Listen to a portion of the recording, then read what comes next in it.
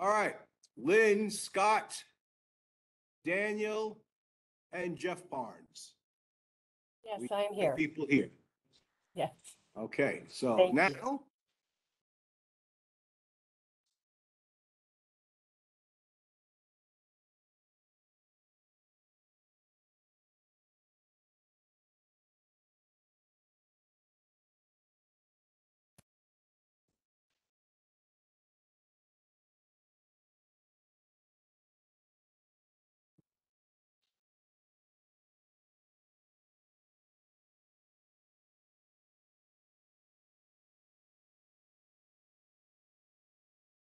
Did you ever put a USB your network slot? It fits perfectly and never gets recognized. And they go to the USB and the HDMI are not form compatible, but your Cat 6, the USB will fit right in there like it should be. And then you go, but it's not working. Okay, so I have a speaker. Okay. Can everybody hear me on my speaker? If you can, put a thumbs up. I can hear you. Nobody can. I can hear Can you. everybody hear me? Can anybody hear me? Jeff, this is Lynn Strobel. I That's- can hear you. Not what I'm asking. Okay. Okay. Setting that way, speakers. No, I want microphone here. Okay. Now the next thing is speaker.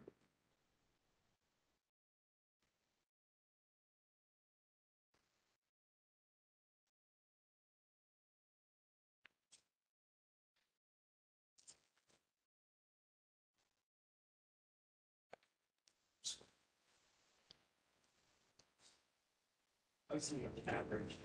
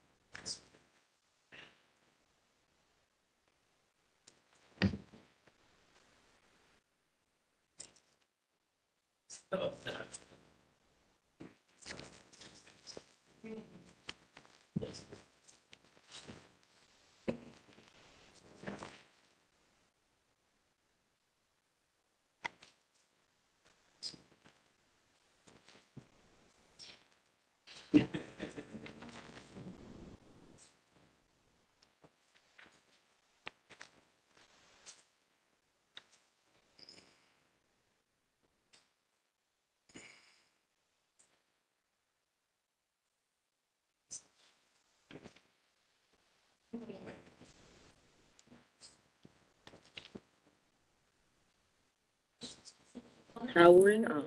You are now paired. Enjoy.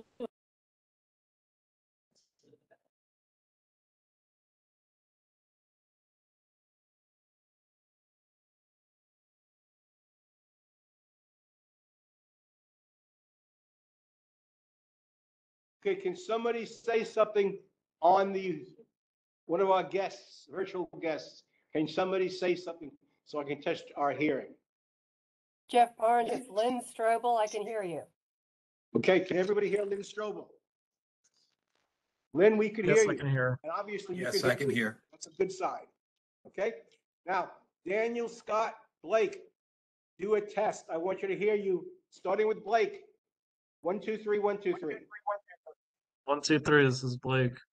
Blake, I need you to be louder. Can you hear me a little better now? We can hear you better now. Daniel. Daniel, 1, 2, 3, 1, 2, 3. Can't hear Daniel. Scott, 1, 2, 3, 1, 2, 3. Yeah, this is Scott. 1, 2, 3, 1, 2, 3. All right, 4, 5, 6, great. All right, Daniel, you're still missing in action. We don't hear you. Jim, I need Daniel, you to 1, do a 2, sound 3, check. 1, 2, 3. What's that? Who's that? Daniel, 1, 2, Louder, 3, Daniel. 1, 2, 3. Say it again louder. I can't hear you. Daniel, 1, I hear 2, you, but I don't hear 3, you. 1, 2, You're not 3. projecting to the people in the room. No, I don't hear him. Jim, you do a test. 1, 2, 3, 1, 2, 3. 1, 2, 3. Say again? 1, 2, 3. No, bad. I need better sound from you. All right. We just know that that's not going to work for both Daniel and Jim. Your sound quality is poor. Planning on saying anything. Yeah, in any case, that's just a report. It's not a comment on anything.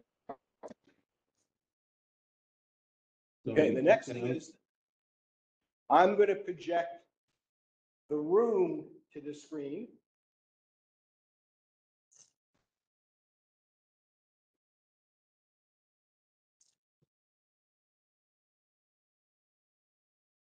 And 1, 2, 3, 1, 2, 3. 1, 2, 3, 1, 2, 3. That's better. Much better. We'll all have to be on cat's toes to hear you. Lynn is already in there. I heard somebody else commenting. Okay. Okay, Yep, so now- next. Yes, thank you. Okay, now we see how this works. Video. Maybe I have to turn this off so they can see you better. I can hear you now.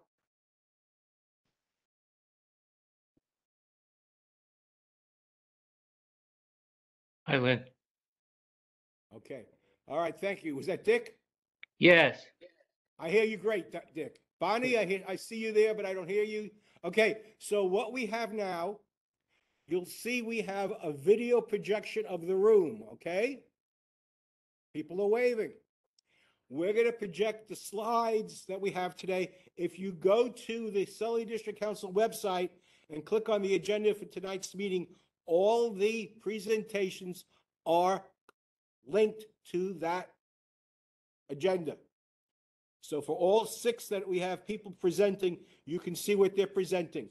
I will share my desktop so you'll see that in front of you. In the meantime, you'll see the Jeff Parnes Me host, which is basically the people in the room. Maybe I should set the front so that when you come up, but in any case, now I'm going to get my other computer going.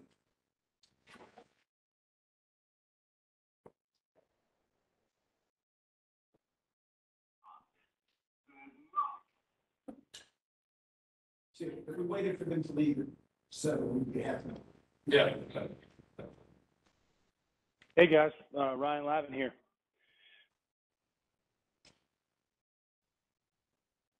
Ryan. Is that Blake? Yep, that's me. How you doing, buddy? Long time no talk. Too bad. Yep.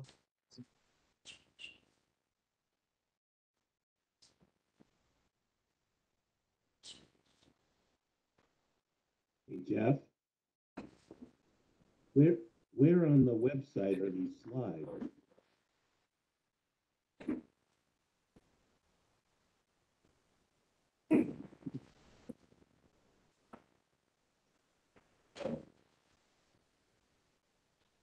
It's from the agenda, but I don't see any tweets. I see Jim's talking out here. Yeah, Okay, there's another agenda. any slides. Maybe I'm just looking in the wrong.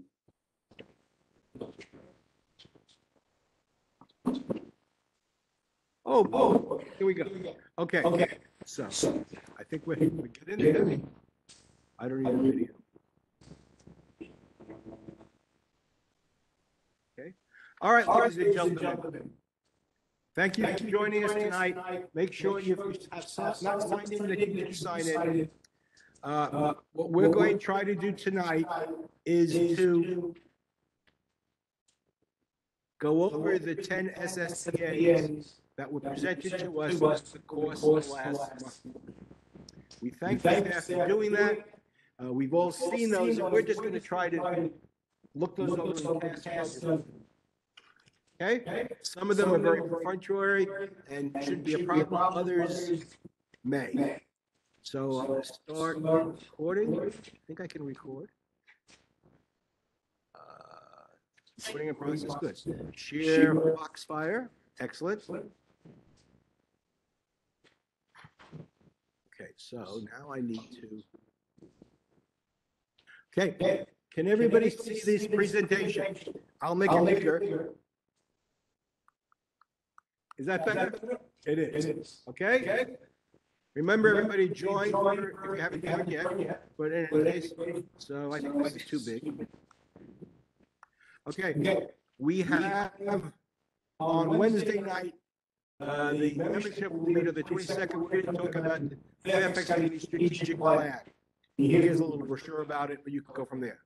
All right, so we have 10 SSPAs, Centerview Drive, Dallas Suburban, Centerview, Sullivan, D3, Willard Road, Park Center, Wharton Lane, Route 29, Route 50, West Oxford, Southfield, Centerville.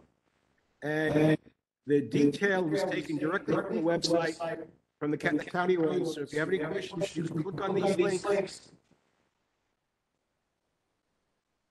Okay? So in any case, this is the, I'm not doing that. All right. So, I don't want to do that. What controls it? Chris, what do you want to annotate?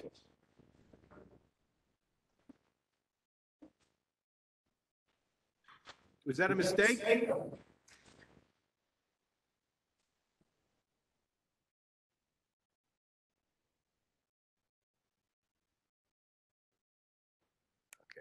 so I stopped annotating. All right, now we're going to share again.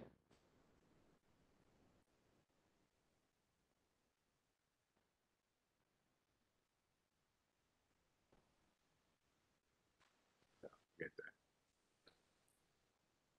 Okay. All right, so going back to where we were, you can click on any one of these links that we made before us later on to get the county.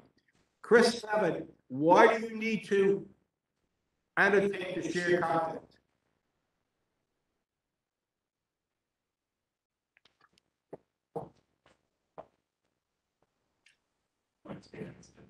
Chris, can you answer us?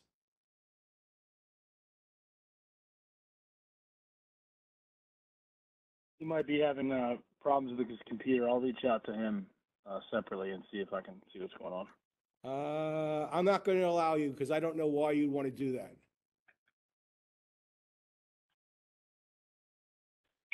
Just because he might not know how to use the computer here. No, guys. you can't do That's it. You have been declined. And calling number 2, who are you? all. My name is Ryan Lavin, relative of Chris Lavin. Call-in user number 2? Can you speak? It could be me. Yeah, I'm trying to get in. I'm trying to get into the Identify app yourself. so I can see.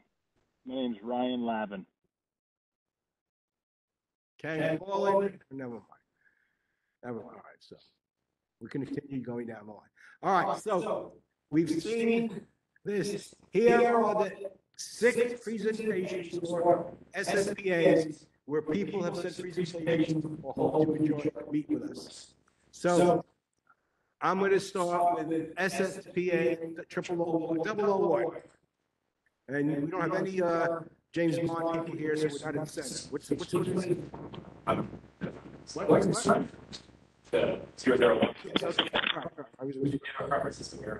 Well, why don't you stand in front of the camera? Oh, no, you're okay there because the camera's pointing at you. And can the people in the virtually hear? One, two, three. Can we hear you? Can you hear? Yes. Yes. Got a thumbs up. Okay, go ahead. So it gets the presentation also up or. I'm going to link to it right now. See? That's why I have this. I don't need justification. I just need the presentation, right? Yeah. Here we go. Presentation. So, good evening, everyone. Thank you for joining in person or virtually and allowing us the opportunity. I'm Mike Manhattan, Land Planning Requirements. Speaking on behalf of the nominator, Agape Property Management LLC. Agape is proposing an SSPA nomination in order to permit an option for independent living use, continuing care facility use, and/or other senior living uses with supportive amenities. A little bit of background about Agape. They are a subsidiary of Agape Health Management Inc., which is a family-owned and managed business that passionately believes in ensuring our community's aging population is appropriately cared for. They own and operate 3 adult daycare facilities in Northern Virginia. They provide quality care to elderly and disabled individuals. And so building on that success, they're looking to logically co-locate affordable senior housing living options with their already well-established adult daycare systems. That brings us to this site, which is located in Land Unit E1 at the Dulles Suburban Center, north of Route 50, west of Centerview Road, and east of Route 28. Property has frontage on Thunderbolt Place, and it's within the Dulles Business Park. I do have the in-house presentation. That's all over.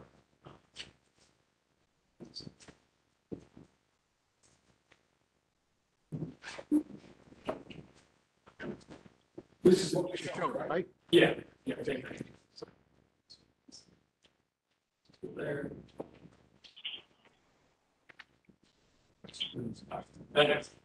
Sorry about that. It's a 3.79 acre property zoned in the I-5 district and is currently vacant. There is an existing zoning approval already on the property for hotel uses that was never constructed. Property is surrounded by other existing hotel uses on its sides and low-rise commercial properties across Thunderbolt Place. The site has benefit of being physical pond and trail net. In terms of the current comprehensive plan, it's recommended for high quality style office industrial flex uses up to 0.35 FAR. We are proposing an additional option for a range of senior living uses, related amenities, with an emphasis on full affordability at 60% area median income or lower for the residents who will be living here. If you want to slide down to the next slide. The concept plan shows a senior living facility with up to approximately 250 senior living apartments and supportive amenities. It's envisioned that all these units would be reserved at 60% AMI or lower. These units would be specifically designed and equipped with universal design features to accommodate the needs of seniors, and the overall facility would be designed for ADA accessibility. Building in general would be oriented to maximize the view shed of the adjacent pond, which also provides a lot of management for the site. It also have open space amenities to be oriented to the rear of the site, including walking paths that tie into the existing trail network and take advantage of pond amenity. The facility would be supported by a range of on-site amenities, including adult daycare, on-site pharmacy, visiting doctor's office, physical therapy room, as well as outdoor amenity spaces such as community gardens to really support the new residents, as well as supportive services. So you would have on-site staff there to accommodate the daily living of facilities residents, providing nursing and other preventative. Agape would also provide a range of services, including transportation, meal services, and coordinating with other third-party providers for in-home care and other related medical support services as needed. And I think one thing I'll point out is it's anticipated that most of the residents will rely on shuttle services provided by Agape. So designs have plenty of parking, but again, it's envisioned that most folks would be relying on the shuttle services that Agape does really well in other facilities. And really, just to summarize the high-level benefits, at a minimum, you're developing productive use for a vacant property. It's not allocated and obsolete. Zoning approval for additional hotel uses has not moved forward. This furthers a number of well-settled county objectives geared towards increasing the types and overall supply of housing for older and physically disabled folks. It's frankly going to deliver one of the largest infusions of new affordable units into Western Fairfax that we've seen to date. We're going to get fewer impacts and better compatibility with the adjacent uses than what could be developed by right in the I-5 district as nonprofit industrial uses, given that the rest of the business park is really developed for hotel uses and small-scale commercial use. We're going to get a significant reduction in vehicle trips compared to what would be done by right uses in the developer's office. I think it's a great point that you're going to get a diversified mix of uses within the support of the Suburban Center. I think it's a good synergy with new customers in the nearby commercial uses. As churches, there's dentists, doctor's offices nearby, and those restaurants and all that. So I think there's good competitive there. And opportunities. So we're confident in the design and operation of proposed senior living uses within the context of the existing community. And similarly, the legislative process, planning and zoning process will subject development to the established design requirements of the adult suburban center. Then we have submitted a rezoning application so that we can move forward on this project even when the SSPA moves forward.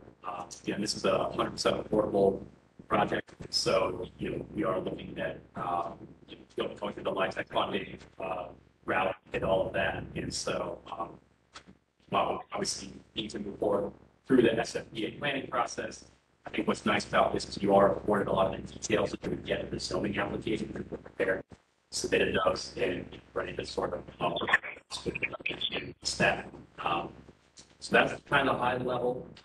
Thank you very much. Let me ask for anybody in the room who has comments on this. Has most of the existing residents belonging to so I have a question about the trail. I don't see it. Yeah, so the trail, it's so it's basically hard to see, but on the bottom of the there's a trail that goes around. So we would tie into that, and we would also want to call frontage improvements so around the site. I will say if we're looking at, we haven't finalized the mix of independent living versus if there's going to be any assisted living. I think right now we're leaning towards 100% independent living. And so, folks would still have a level of mobility, and go out and all that. But that said, yes, I do think you'll see folks walking around in the community, but sort of a little bit further in the spectrum. It's not like. I mean, nothing. Right. Yeah, just a local trail around the pond. It's kind of a nice little amenity, and then tying into the pathways to take you some of the other amenities. John? Cheers. Part of 15 and 16. It's through the yeah, so you would be a LIHTC, a low-income customer funding development. We would apply for blueprint funding with Fairfax counties as well, and so there would be a range of funding sources. But yes, it's not option. Yeah, it's I mean, and all that is still kind of yet to be worked out. You have to sort of get sort of benchmark your planning and zoning, but the idea is but housing, where you your funding, and then you try it out whatever that gap is, but figure all these sources around so that we hopefully that's that. Yeah, right. Jim? The application is that because they're within the 65? The majority of the site is within the 60 to 65. And so the county policy was updated, as we all know, some track of time and that summer to permit residents within the 60s, not just in Westfields, but locations. But we really model any approval after some of the zoning you've seen in other instances that got the application to get easement, all the disclosure, notification of proximity, potential for any noise impacts, but really to design the building up front and site it on site to minimize any impacts. Absolutely. Yeah, we have to get those policies. Route 28 is somewhat nearby, but gotta get all those policy thresholds. Great, thank you. And I will say Virginia Housing has their own set of rules for that as well that mimic. So you'll be getting money from both the Fairfax County Housing Authority and the Virginia? TBD, I think that's the goal, I think. We're not sure what the amounts will be from everyone. Well, if you're not sure the amounts. It's an iterative process. Okay. And so, you apply for, you sort of identify funding opportunities, sort of what you're anticipating. And then when you get to a certain stage, in order to actually get the funding, you actually have to have your zoning approved. And so there's a little bit of a chicken and egg kind of thing there, but you're constantly having those conversations to sort of make sure you're progressing with a certain degree of certainty. Okay, thank you. Jim? All right, let me ask if anybody in the virtual mode would like to speak, and if you could, put your comments in the chat so that we can get that. I would recommend, if you're doing this, that if you think about having some assisted living in there, you don't need to have it 50-50, but there is people who like living here as a fully independent adult might choose to want to stay there with assisted living. Yeah. I know my mother was at a Sunrise and stayed there and progressively more and more assisted, but wanted to be with the people she knew and was happy to be in that environment. And the people there didn't make a difference whether they were assisted living or not. They would play cards, they would do things, and it was better for the people who were assisted mobility to be able to stay with the people they knew and make friends. I think we can definitely appreciate that. We'll definitely take that into consideration. I think the good thing about the county's definition for independent living is it affords you the ability to do some assisted living as well. Part of it goes back to the funding question in terms of how Virginia Housing looks at it. They've got sort of different rules for each, but we'll certainly take that into consideration. Go ahead. Related to Jeff's question, is it typical that assisted living and independent living are separate? As in, Are the spaces adjustable, right? In terms of depending on the number of each. I would say, I think for the most part, a lot of the facilities are going to lend itself to both in terms of universal design and all of that. As to whether there's special accommodations for assisted living, that is probably something we need to think about up front. I don't know, on the spot, if there's any sort of specific thing for assisted living, versus independent living, kind of TDD architecture. I think they're very similar. I think when you have care coming in, then sometimes additional space is needed. And so I think, there will be some units that maybe are slightly larger, so they can be the goal is definitely flexibility to be able to grow the residents. Okay, any comments from the audience? Not seeing any. I believe that we should have no objections. Go ahead, go. What's your partner situation like? We are. He said that most people won't be. Yeah, I mean, we are showing ample parking to hit the zoning ordinance requirements for the minimum parking, and I think we're actually seeing that just a little bit. See if I have that number off the top of my head. It's greater than it's a different threshold for independent living because they take into account employees as well. Right. And so let me get back to you on the ratio. But it's meeting the ordinance requirement and exceeding it just a little bit. But the reason I mentioned there's a new facility off of Route 29. Just before you get to Fairfax County Park, time. It is always a car parking. Yeah. Always. Yeah. Every time, day and night, you see car parking lots. And parking is becoming a big issue in this county. Yeah. I think we need to even though those say you meet the time requirements, exceed the time requirements. Yeah, I appreciate that. And I'll get back to you on the specific number. I know that we are proposing to exceed it because that was exactly, and again, we don't think because of the shuttle services and they got established, facilities, daycare facilities elsewhere that really rely heavily on the shuttle. That being said, we know that we've seen that in some other instances as well. So we, for that reason, and I mean, I don't want to get ahead of myself, but I do think that as we go through the county's regulatory process, we may get a push from zoning to lower our parking. And so it might be a data point for us to say, we've heard that maybe that's not the best idea. Because, you got folks, whether it's someone who's living there, you may get visitors.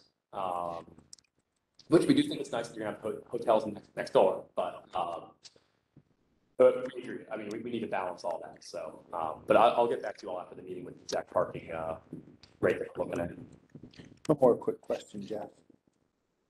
Will you have the ability to expand to include memory care if needed in the future? Right now, we're not looking at doing that, because that lends itself a little bit more to the assisted living. That being said, I mean, we're still trying to figure out the exact amenities we're gonna have in there.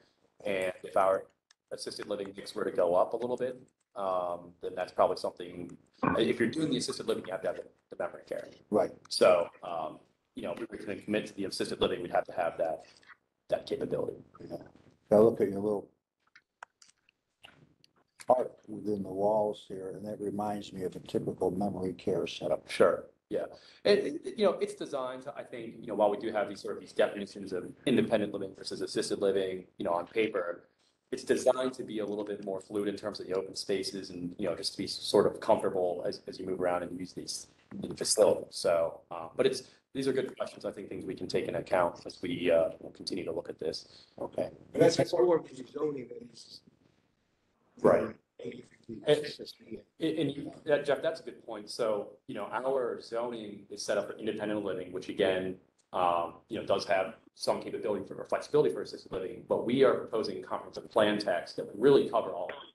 So that if we wanted to change our mind for some reason, to do a continuing care facility or assisted living, we've got the ability under the proposed comprehensive plan language. We don't have to come back and do a change. That's a good point.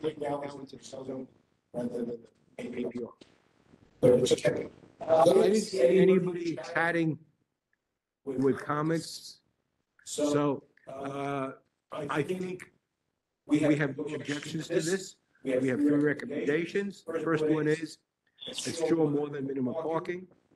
Ensure that an assisted living facility is available for folks to stay in an environment and friends that they've established a period of time.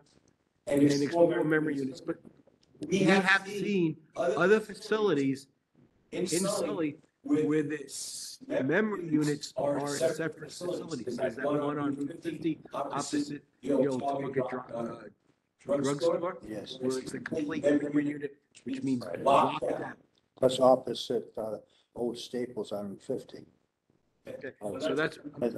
As far as no objection, I like to have a asterisk down below that we really need this kind of housing. So if maybe we could say, if we could support it, we would.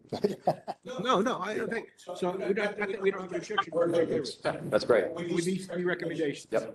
More than minimum parking, living facilities that people can stay as they need things, and explore memory units, and basically we're saying we support this. That's fantastic. We really appreciate your all's support. And we'll certainly keep you all in the loop. And as you know, we're sort of just at the SSPA screening process, so you'll see more of us as we progress. Knock on wood. Great. So, Good presentation. Okay, so now to 002. Which is also me. I know, isn't it great? All right, so hold on. You get picked up for doing this tonight?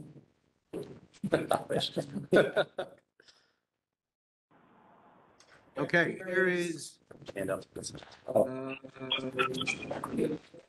one, He doesn't need one. 2. Now I need to get 3.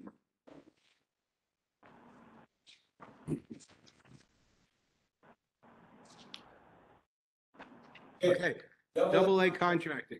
Okay, so I'll try to move through this one efficiently as well.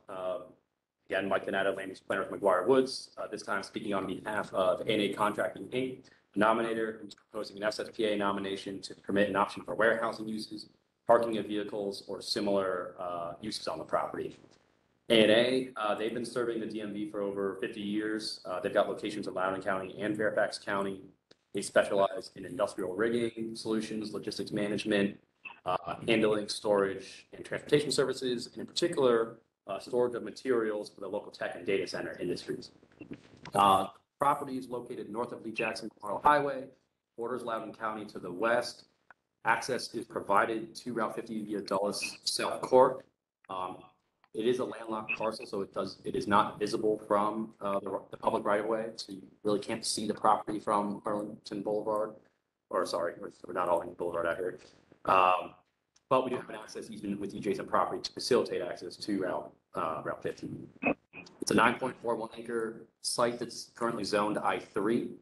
Property is also currently vacant.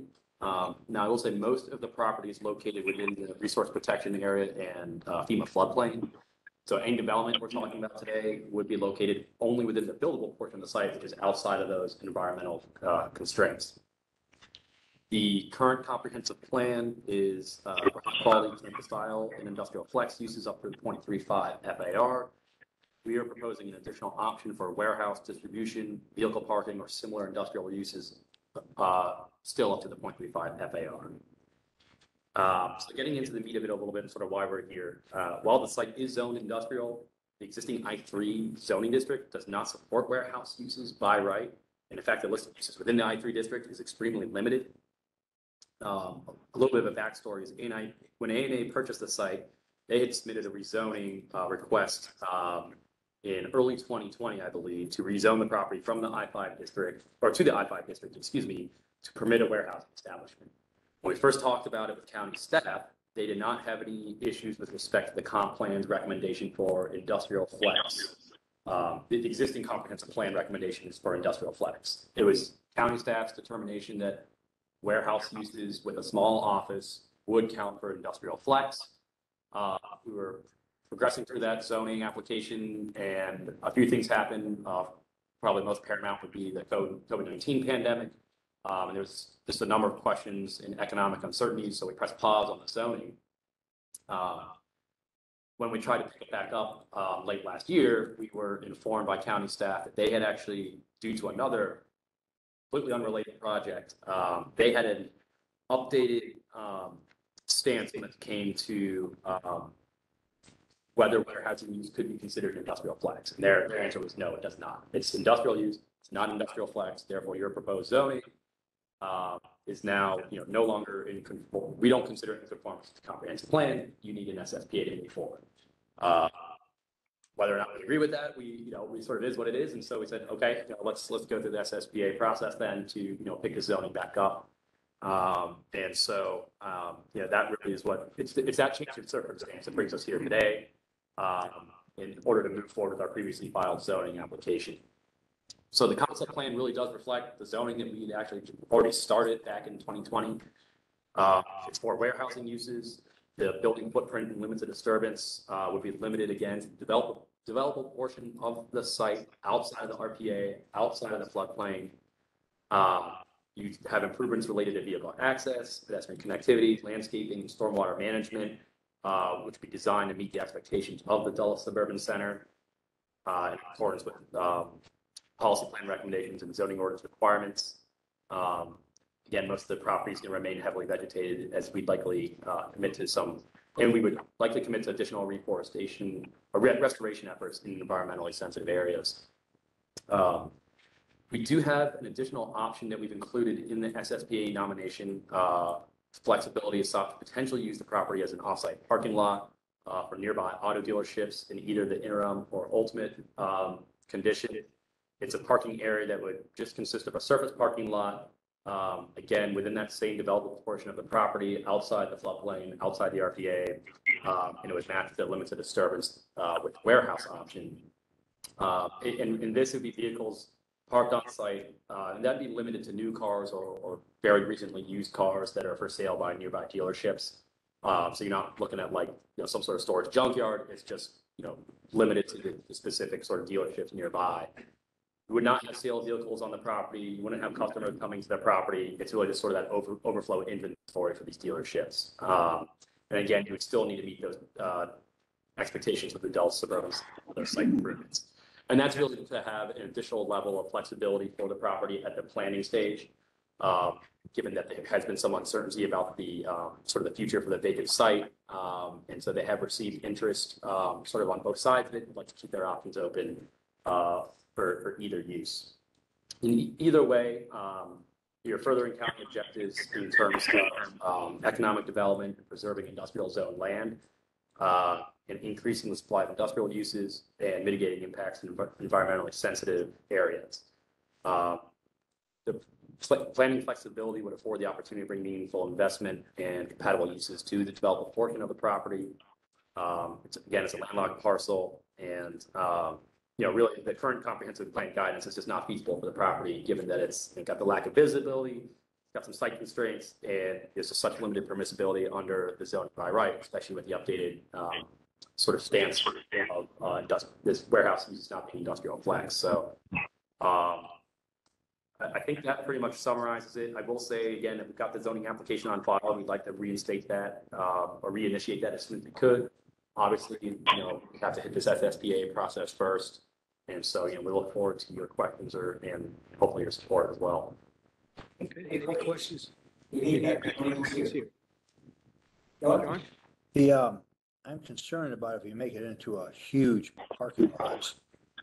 9.4 acres of asphalt creates quite a bit of. The parking lot, so it's the whole site is 9.4 acres. Right. The developable portion of the site is much smaller than that. It's about a third of that, maybe less. So you have 3+ acres of asphalt. How would you control all the water runoff? We would need to hit not only the PFM requirements for stormwater runoff, but also the Dulles Suburban Center comprehensive plan guideline for stormwater runoff. And so it's really the same methods that we would be using as a part of the warehousing option. We got to hit our interior parking lot landscaping. We got to hit our peripheral parking lot landscaping, and you got to hit your stormwater regulations and above and beyond recommendations of the Dulles Suburban Center. So county staff wouldn't let us off for hitting any of that. Where would the stormwater retention pond go? It wouldn't be a pond. It would be more of a filtera system, and I think we have Blake on the line as well with DeMar. I don't know, Blake, if you can hear us, if you want to talk about what the strategy would be for stormwater at all. Yeah, so just from an overall level, you're correct. It's around like between 3. Blake, can you hear? Yeah, can you hear me? I can't hear Blake. Or can you hear me now? I can't hear anybody. Can you hear me? Blake, are you speaking? Yeah. Hey, can you hear me? Speak loudly. Can you hear me better now? That will be addressed though in the rezoning. It will be addressed. Okay. We do, and the good thing is we actually already have all those details already because we were halfway through the process. And so it's a filtera system. I think they call it a jellyfish. I'm not a stormwater expert, but it's. You'll come back with us. Oh yeah, we'll have to come back. We'll pick the can out. It's a rezoning. But you're right. I mean, we have to hit those requirements. We have those details already. Well, you know that we asked about it. Yeah, I mean, we've already got, we already made it so far in the zoning process, and I don't think stormwater was really a huge issue. We had some other things we needed to work out, but, we had to hit those stormwater requirements. So, but I can follow up after this with some details, but we've got. When you come back with rezoning, we'll ask you again. That works. Okay, anybody? Any other comments? Go ahead. So what's the criteria for going from parking to warehouse? It's, right now it's maintaining sort of the flexibility to sort of figure out which one we can do. A part of that is just really where the market is for the warehousing uses. And part of it is kind of considering whether the parking would be more of an interim versus an ultimate. So it's really a market consideration.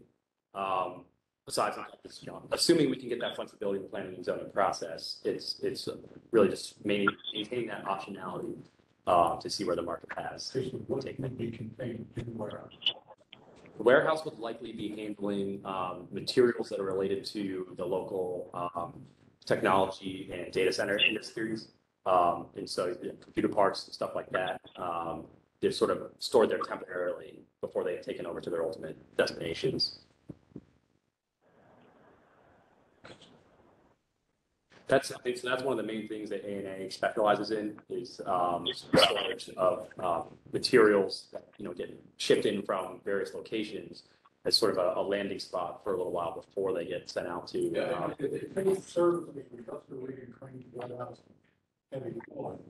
Why would cost related to repair machinery, equipment related service? In my mind, be something totally unreasonable. I mean, that is a part of their primary business model. I mean, they do all of those things. Warehouse. Absolutely. That's right. Yeah. That being said, you know, if we were to do a warehouse use, I don't think that precludes it being storage for other things. Again, it's kind of where the market goes. Right now, the market is good for, you know, data centers and sort of, you know, right? Right. So. Well, right. I mean, you know, that's a part of it. So, you know, they have facilities, you know, the main office is nearby. So this would logically co-locate their additional space for them nearby, you know, where they're sending a lot of these materials. Yeah.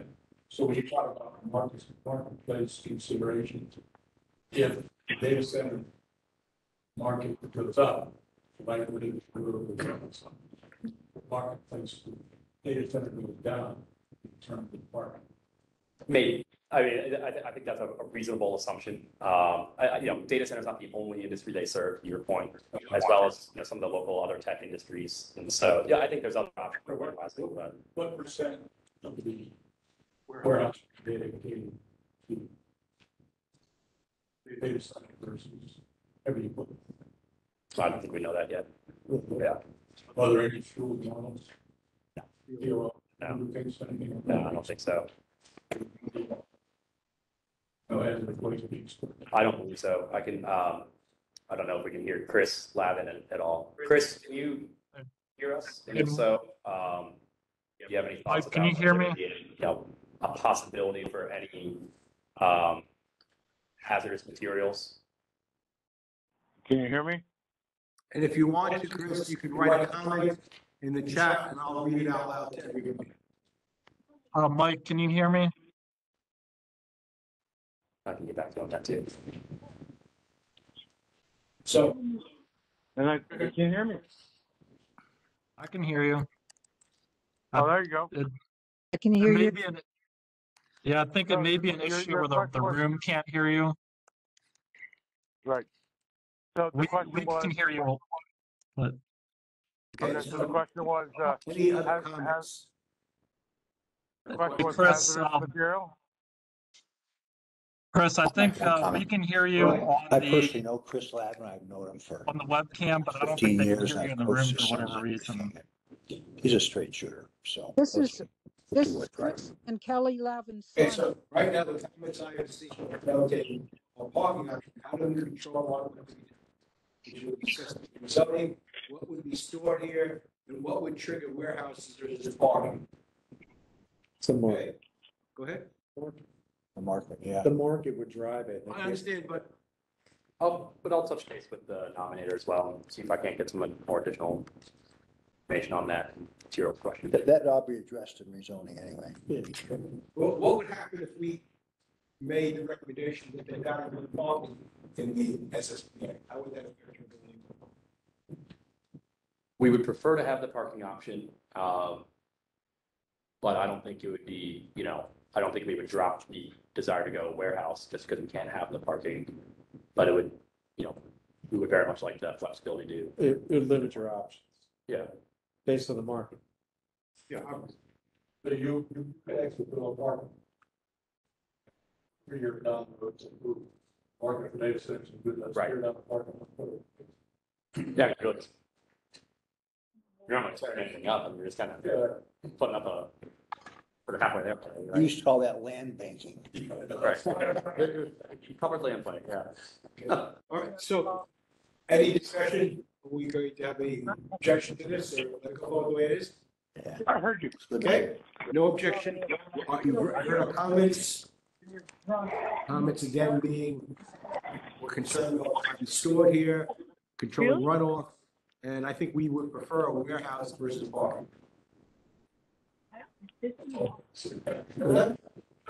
We would rather have Prefer a parking warehouse versus a data center. Okay, well, we're not saying data center. Not big enough. I think our ultimate concern is runoff. Yeah. That's Yeah. Waterfall. Okay. We'll have to hit that on either one, but I Okay. really appreciate your time. And hopefully, Oh, they come back to some of those details. All right, so the next item that we have It's been a little while. Thank you. is we're going to Discovery Square South. And here is the presentation of Discovery Square South. I like to have. Discovery Square South. Presentation. Okay, now, Good thing you. Please be here. I bought postboards, I didn't bring handouts. So we can put a postboard, we can work on electronic version, whichever way you guys like to roll it. I like the post boards. All right. I can see those. I am old school. but I'm old. So where do I put? put them here, Put it right on the- put them in here so that the camera will see it, and then you stand behind us so people can hear you. Great. Modified easel here. That'll work pretty well. So first thing we have up on the screen, I want to show you is the location map.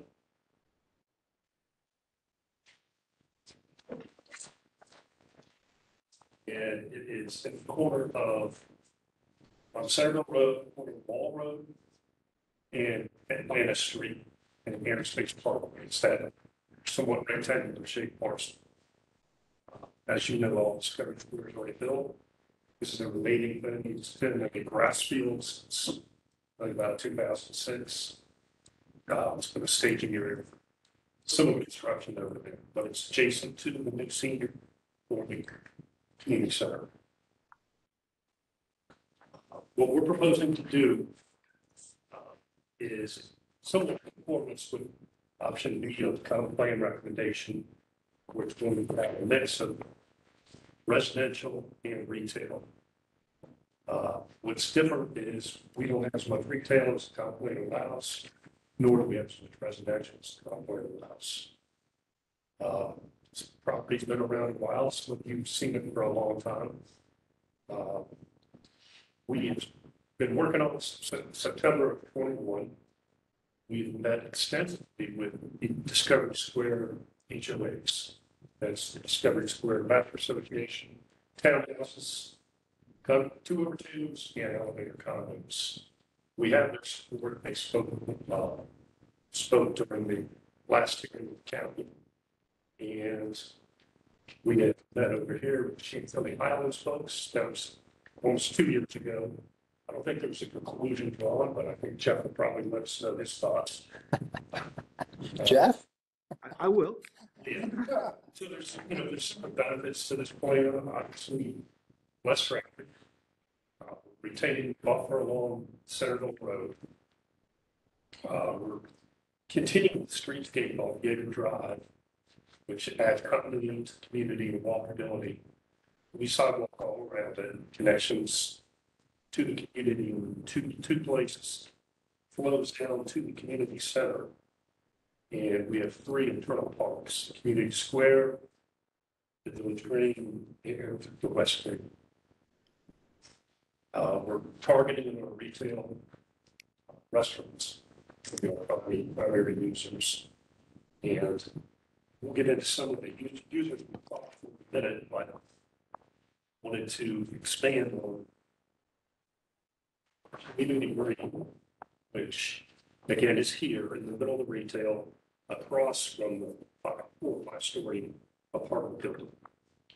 But it still interconnects with the rest of the community here on Atlantis. Community green is going to have a splash fountain there, outdoor seating in there and there. Potential to expand it depending on what years we go through the process. This is a shot of a similar size green. This is in California, but it's a good perspective of what it's going to feel like. And there's the splash fountains. Let's try to keep going with this. But the way that you got to work up is indicates not more different retail. Yeah, that's a typical retail land base or retail base. This could be a freestanding restaurant all by itself. It could be broken into 2. We think we're going to have some strong restaurant users. To them, my partner, Brad Klein, is on the phone or on the screen, but I don't know that based on what happened in the last presentation, we'll be able to hear So there's another one. These are just field shots. You just house the field here between the buildings. This is another village green that is. That's the reference on it. This is village green, it's long acre. The Discovery Square folks, that's an interesting request. We coordinate amenities. We put in our tenant to do that. We agree with them. We're going to help them out some that we wouldn't try not to take they have because we know our residents will walk across the street and use their playgrounds and they're going to come over and use ours. One of their ideas was badminton court there. I'm not sure I'm sold on that, but we're going to wait through the process, figure out how to amenitize these areas. Are there any pickleball courts in those complexes? There are not. They're in the community center. Oh, they are, okay. Yeah, Across the street. yeah, I mean, I think pickleball courts wouldn't be too good in the middle of this community because it's so violent. Oh, okay. But there are across the street, yeah. So this is. Oh, that's the new fad. They're not. They're pickleball, when you hit pickleball, it's, oh, really violent. I think they're just come out with a new pad. Yeah, gotta get everybody violent first. Yeah.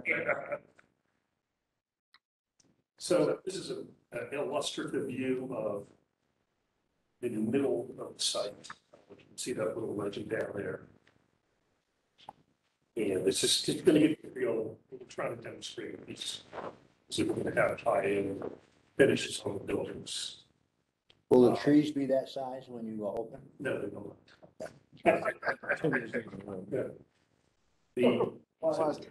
I mean, the answer to that question, I just wanted to say it. Is anybody familiar with Firebirds? Yeah, the Firebirds is one of our tenants in the community in Gaithersburg that we developed. They expressed strong desire to want to come here. And they did Ford's back. And Ford's is also wants to come here. This is another one, Barking Mad Cafe. It's just moving with breakfast, bagels and coffee and things like that. And lunches. The fun is on one of these. There it is right there. And Ford says they would like to come here also. So we're trying to bring in quality retail. We again spoken extensively with the community across the street, the residents at Discovery Square, and a lot back and forth. We had one Zoom call back in the COVID days with 45 people on the line. We take the board of the chairman board of directors came with us to our community at Gaithersburg, did about tour firsthand, quality of our development, and what we plan on doing. So I can try to get a little player speak about development later, but fewer peak hour trips, the commercial component was intended to serve these restaurants, open space gathering areas. It meets the county comprehensive plan of creating great places. I like that one. So where will everybody park while they eat? So, yeah, those parking, this parking field there. That's something. That is parking. Yes, all the grades parking. And that's something they really wanted us to do. We've met with county staff several times on this. We've hidden parking, so to speak. So you don't see, we got the buildings out front, or Suburban parking. Residential parking, townhomes have 2 garages. These are, the yellow ones are 20-foot wide townhomes. So there's a 2-car garage. And visitor parking. We meet parking tasks, but we're building in Fairfax County. We know we have to meet the cabinet patients. We like to see Jeremy. That's on the calculator, turning out to be. Yeah. But we're trying to help you out. We don't want to repeat a restaurant where they have these great restaurants, but no place to park, and then the restaurants go out of business because of lack of business. Yeah, well, I guess we can continue to work on that. Okay. We work with the guidelines you're given, should be changing their selling seat guidelines. You can never go below the guideline. You're not going to see. Thank you for the opportunity. So it's on existing commuter routes, Centerville Road, Wall Road. It's easy to get. Metro is 2 miles straight up Centerville Road, 20 miles. So. Oh, that's at Monroe Station? No, that's the one up in, yeah, Monroe, you're right. Well, close to CIT. Okay. The one by the station. Let me give you a neighboring perspective. Okay? Back in the mid-aughts, when they came and said, EDS has given up on this, we'd like to develop this, and we're gonna make some multi-use. They came in for the Sully council, and 3 reports: residential east of the Air and Space Museum Parkway, offices west of the Air and Space Museum Parkway, and on the southern tip, this violet area over there was gonna be the commercial district. The original developer sold off all the parcels, but that parcel, and they were developed. The original plan called for residential over office use on the north side of Atlantis, like you see allowed in some of the places where you have offices on the first floor and residential on the other. That fell through, they reconfigured it, and that was accepted. Then they came back about a dozen years ago and said, we haven't been able to develop any office use west of the Air and Space Museum Parkway. And the county said, can you reserve a parcel for the Sully Community Center for future provide utilities? And they said yes. And the portion to the west of the Air and Space Museum Parkway lost its second of the third uses and became residential. And I think at a higher density to the west than that on the east. I'm not positive, but I think that's the case. I don't know. So the only parcel that was left was the parcel to the south. And at the last area plan review task force that we had, they came in and wanted to convert that to all residential. And the task force rejected that recommendation. So now they're coming in and splitting the difference. Okay? At the SSPA hearing that we had last month, we heard the residents say, those to the north, say, we want the commercial uses built first, because we don't want you to build the residentials, and then say, oh, we can't get any commercial, can you finally convert it all? They were sold a bill of goods that said they would have commercial facilities in their complex. Never happened. Some of them have been living there for 50 years. And so they're looking forward to the third of the parcel to be commercial retail where it wasn't before. Before it was the whole unit. I remember that. Okay? I think Sarah, can you allow that per chance? Obviously, with COVID and Amazon, things have changed. Well, I understand, but my point being is, what we're seeing now is a pale pittance of what the original plan was. I don't think the Sully District Council and the surrounding Chantilly Highlands and Franklin Falls would have been so enthusiastic with the redevelopment if we were to know that it would be 90% residential. We thought it was the mix, commercial, office, and residential. Commercial is gone. The retail is vastly diminished. The office is gone too. Yeah, the commercial office, yeah, all gone, all residential. So the fact that this parcel is now here is, it might have been better for them to have sold all the parcels at once, and the people who developed the commercial to the north could commingle the development of the retail to the south, but they didn't because they were two separate developments. Am I speaking correctly, Sarah? Since they aren't, now they're coming back and now they want to put retail on residential. So I'm prejudiced in knowing 15 years of, this is now 2022, so about 17 years worth of back history. I can see this is better than nothing. Yeah, I think the Discovery Square residents, as I said, who live in this area, they're thrilled. They can't wait. They keep saying, But their quote was, if you were at that meeting, build the commercial retail first. We don't want to be hoodwinked the nth time. So Oh, go ahead.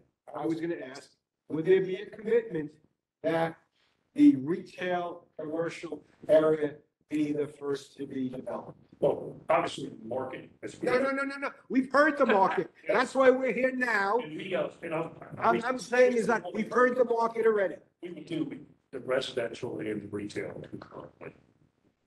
There'd be, obviously, this is a very small site. It's 8 acres. Doesn't, again, bifurcate it like that. We would be willing to continue to discuss committing to a retail option simultaneously serving residential. And the markets are changing so fast and I don't think they can even predict it. Another thing is, what's your construction schedule? 5 years?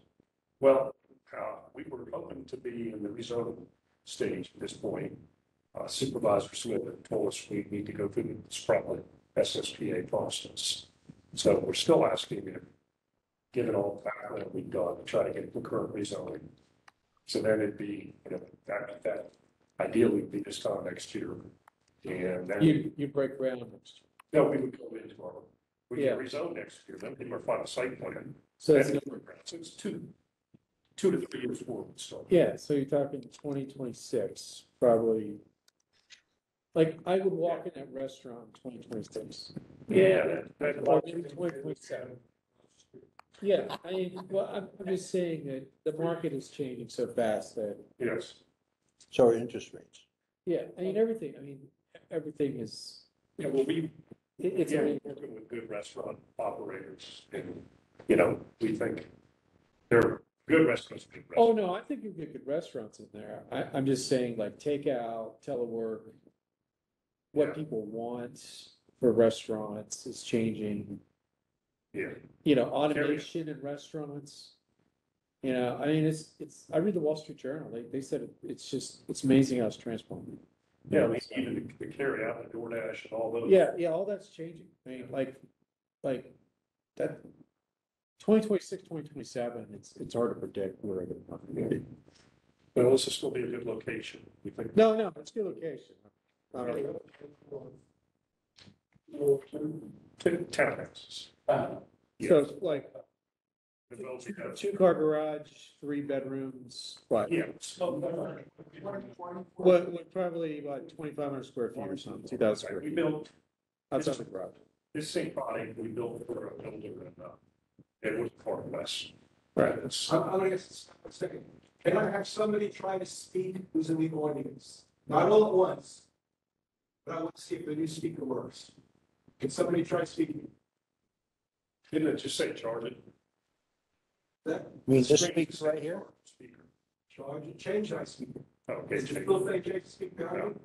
Okay, that's why I changed the speaker. All right, so is anybody speaking? Raise your hand, tell me that you are. How about Lynn Strode? Lynn, can you say something? Can you hear me? She's speaking, but I don't. Hold on. Can you hear me? I'm speaking. Hold on, microphone, speaker. Okay, let's try. All right, try. Okay, now try saying something, Lynn. This is Lynn Strobel. Can you hear me? Wait, while you're doing that, Jeff, do we have any objections? Okay, any objections? Well, I'll ask one more question. Go ahead. We do have, I'm sorry, we do have 4 live work units, which I don't know if you guys are familiar with those. Just a lot. They're live work units, so ground floor retail with a residential above it. And oftentimes they're under different keys. So you- Okay. Which is the thing that you would have had to the north of Atlantis that you were talking about originally, Not many. the original owners. We're talking, are we talking like 10 years ago? Yeah, that was. Well, Yeah. That was. It's like a lifetime. When you met with the Chantilly Highlands people, they have some rabid bicyclists there. Would you have some bicycle racks so they could ride their bikes to the restaurant? It's, I'm sure we would do that type of event anymore. I think that that would be required by county staff Yeah, to yeah. encourage pedestrians. Like practically most restaurants now have some kind of bike racks. Yes. Do we have any objections to this? No, I don't have. Nope. Okay, and I will mark no objections that we would like to see simultaneous retail and residential. Okay? Concurrent. Okay? Sir, is that bond only 24 for the town? Yeah. You can barely get, you're pulling your two-car garage and barely. Yeah, the doors are 18 feet wide, I was wondering, there's no ring on the sides. But the land so expensive, it comes down to that, as a developer, you have to just try to be fine. But there's a driveway. Well, there isn't much of a driveway there. No, There's, you can't stick 4 cars in there. You could probably only stick 2, like 2 in the garage, 2 in the. No, well, I'm just saying, 4 year garage, you have 2 cars in there, you got a Well, hard. and how many Americans you could fit both cars in a garage? I've seen statistics low as a third. It's oversourced. It's a glorified storage unit. That guy right there. You do, we Guy do, with the tie. we do. Yeah, All the very few time. people. I mean, I could drive to my neighborhood and have the garages open, and most people cannot get their car in the garage. Okay, so we thank you for coming on that one. Let's go to the next item, back to the agenda. There's 2-car garage, but the driveways don't take space parking. Yeah, yeah. But that's pretty typical, that's what we did in Woodland Park West, and then, at first, it works out. Especially if they have kids, it turns into a playground area. Yeah. Indoor playground area. We Okay, appreciate the next one we're doing flip charts. is, Thank you, yeah. Yeah, it's very good. Thank you. Yeah. That's very good.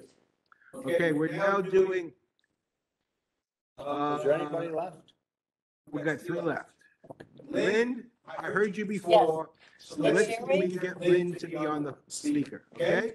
So Lynn, I'm gonna play around with the speaker. Why don't you say something while I'm working with this, so I can see if I can hear you, okay? Okay. It's starting over, right?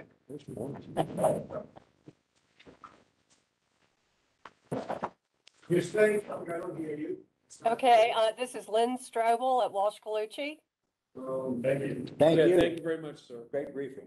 Yeah, it's good. It was a good presentation. Jeff, is that better? Can you hear me? It's Lynn Strobel at Walsh Colucci. Is she with your firm?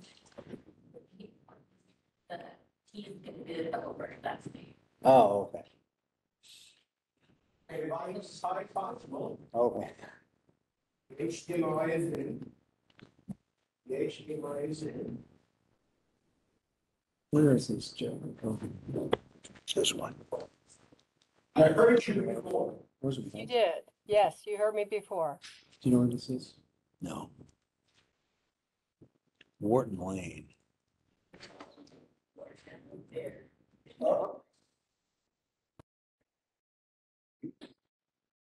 Let's go here. Okay, try it again if you would. Yes, this is Lynn Strobel at Walsh Colucci. It's over in the old Centerville Farms. We heard her before, which is strange. We did hear from her Remember we had the before. 3 houses in a row at the end of a street? Oh, yeah, yeah. We heard this thing. It's working. Oh, okay.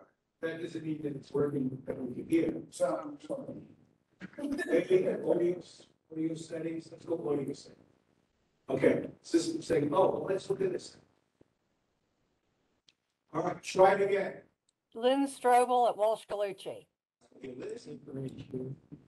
Try again. Lynn Strobel at Walsh Colucci. Oh! Say again. Can you hear me? It's Yeah, Lynn. it's clear. Okay. Terrific. Hey, you need to take that off, Jeff. Oh, yeah, hold on, sorry. Hold on. Stand by. There you go. Okay. Okay, Lynn, all yours. Okay, thank you so much. Again, Lynn Strobel at the law firm of Walsh Colucci. And thank you very much for the opportunity to be here this evening. I would like to introduce Dick Labby with Eastwood Properties. I'm going to do a very brief presentation, and then Mr. Labby is going to talk about a meeting that he had with the community just last week. So I'm just going to give a brief overview of this proposal. If we could go to the next slide, Jeff. Okay. The next slide just is the zoning map What's of the the old fort? property. And so just to, clarify for Right next to everyone, St. John's it's Church. about a 5-acre property. It's currently zoned to the Oh, R1 district. oh, it's up there near And what you see on this map is that there are properties on either side that are zoned R3, and then the property across the street is zoned R8. The property that we're discussing this evening All is the zoned main. for multi. And if we could go to the next slide, Jeff. So this is an aerial that's just going to familiarize you with the existing conditions. As I mentioned, the property we're discussing is undeveloped, but there are single-family homes on all sides of it. So it's really the last piece of property that has remained undeveloped on Wharton Lane. Excuse me, if we go to the next slide, this is our concept plan that we submitted to Fairfax County. It's very simple. What we're proposing is just a simple subdivision, amending the comprehensive plan to allow a subdivision that would be similar to those adjacent properties. Right now, the comprehensive plan recommends consolidation in order to achieve 3 dwelling units per acre. But what I think that's an important objective. But what has happened is that's no longer possible because the properties around this parcel have already developed. So it's really not possible to assemble the entirety of the plan's recommended consolidation because of the redevelopment that has occurred over the years. And if we go to the final slide, this is just a synopsis of our request. So the proposed text, or the text that we're proposing, would allow up to 2 to 3 dwelling units per acre without consolidation. But I think that what's really important is that it would still be contingent on redevelopment conditions that are outlined in the plan. So the remaining language in the plan that talks about addressing usable open space, architectural design, affordable housing, and preservation of Civil War earthworks and fortifications, all of that text we're proposing to remain because we know that that's important, but we do want to be able to, develop in a manner that's compatible with the adjacent properties. The applicant is not seeking density beyond what is contemplated for the surrounding existing development, but the amendment would allow for compatible and complementary development. And I just would note that I know that one of the important considerations on this property is archaeological investigation. And I do know that Mr. Labby has contracted for an archaeological study that's going to take place in March.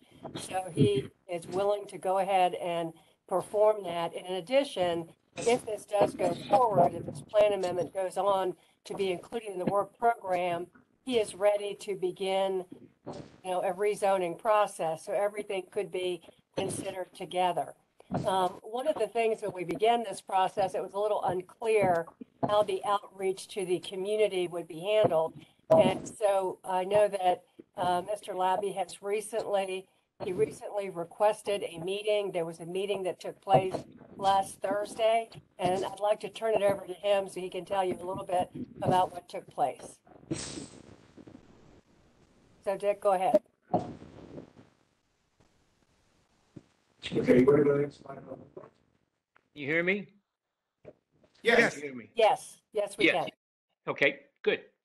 Thank you. Recently, we did reach out to the neighboring HOAs for an opportunity to discuss our proposal.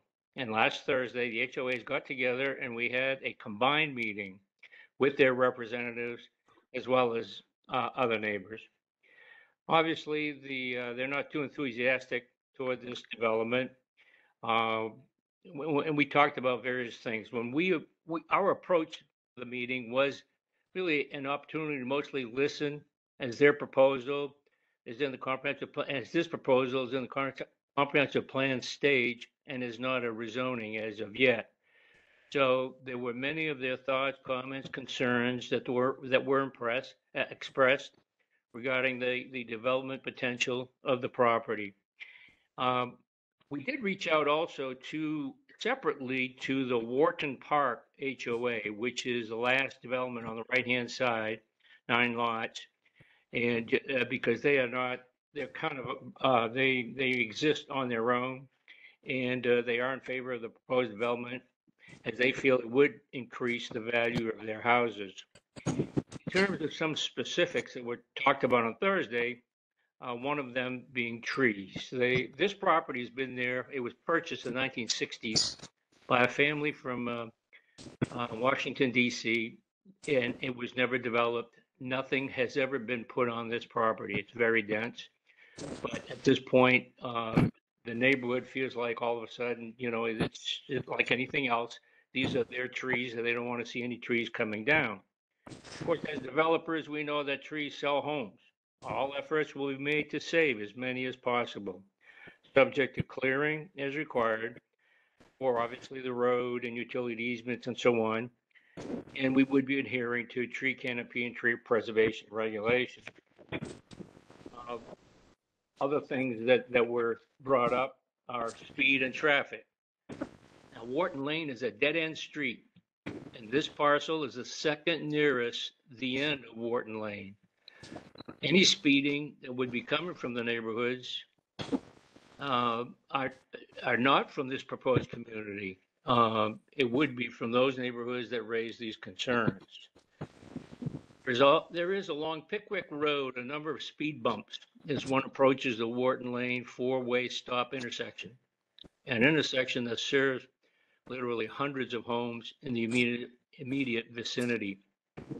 12 proposed homes that we're looking at would have a minimal impact on this intersection, we feel. Also, there were comments directed toward VDOT and 66 construction, especially inferior barriers and less than sufficient wall protection and blasting affecting the nearby homes. All are unrelated to this proposal. Also mentioned was that the trees on these 5 acres provide noise attenuation. This parcel, however, is not parallel to I-66, but angled to the side. The topo has a slight decline from rear to front toward Wharton Lane. All stormwater detention would be at the Wharton Lane New Road connection vicinity.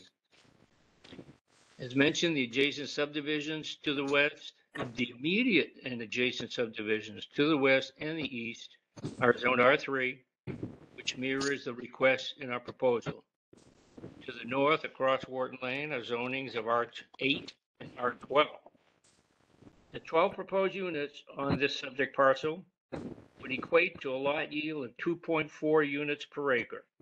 The Walney Glen subdivision, immediately adjacent on the west side, is at 2.7 units per acre. Eastwood is not seeking any more in its development than what has occurred over time in this neighborhood. The question then becomes, what is it that Eastwood is asking for that does not fit into the character of this neighborhood? We ask for your consideration of this application as proposed and to offer support as the county staff continues the review process, and that ultimately the Planning Commission would recommend its full support to the Board of Supervisors for inclusion of the nomination in the work program. We are ready to proceed with the rezoning application, as Lynn Strobel has said, if it occurs. Thank you. Any comments? Questions? Jay? For me, the adjacent property on Wharton Park Lane Court has 9, and you're proposing 12. It would seem if you want to remain within the character of that area, that you would only have a maximum of 9.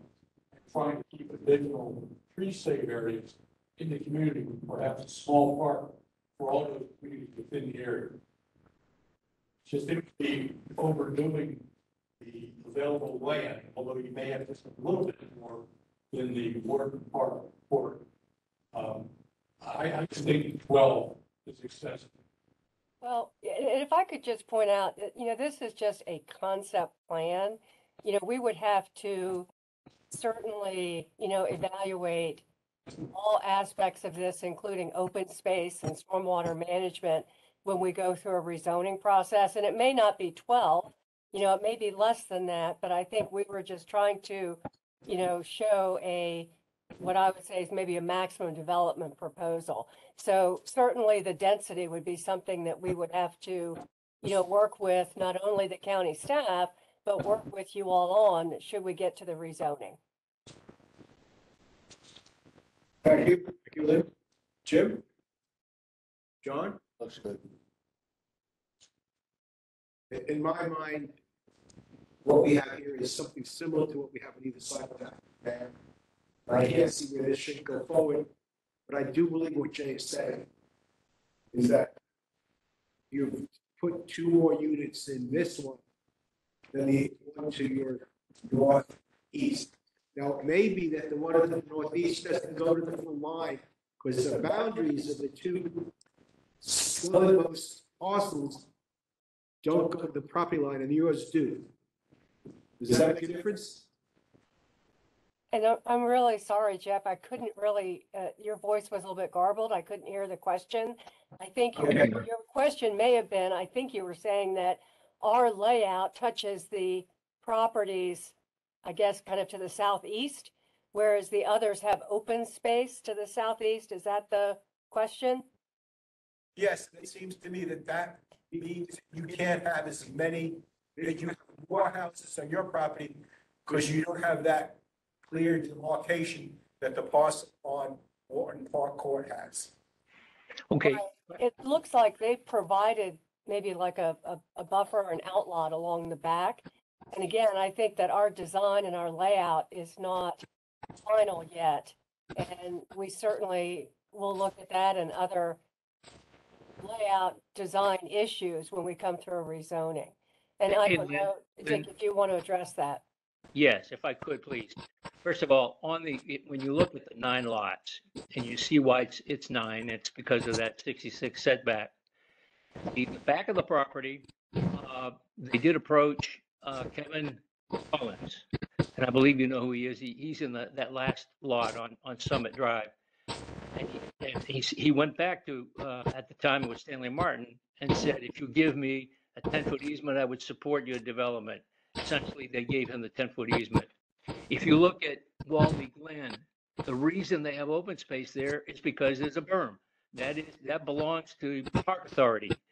We are in the process of looking at this particular property here, and there is a possibility the results of the archaeological study might extend that area somewhat. I've walked the property several times. It's, from my estimation, and again, I'm not an engineer in terms of archaeology, but I do believe that the majority of the property will show that that's just about where the berm would terminate, right in the southeast corner. If that is the case, obviously we would be providing some open space in that corner. Also, when you look at the 9 lots, there were no artifacts or anything found on that property. So I do feel that this particular property is where everything terminates.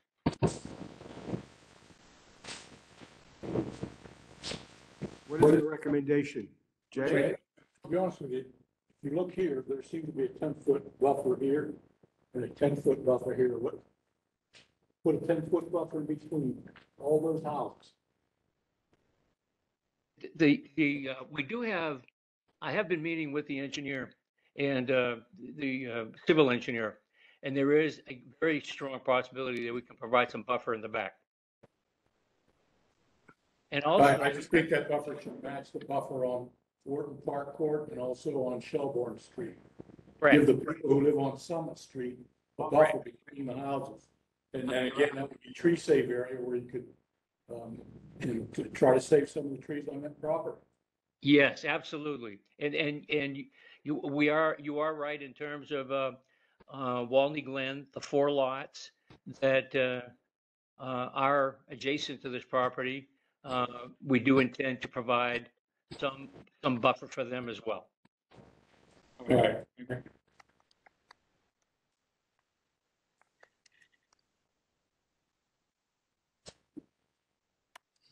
Okay.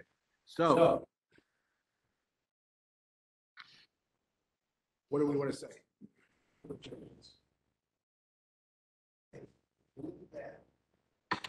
Very last lot, closest one.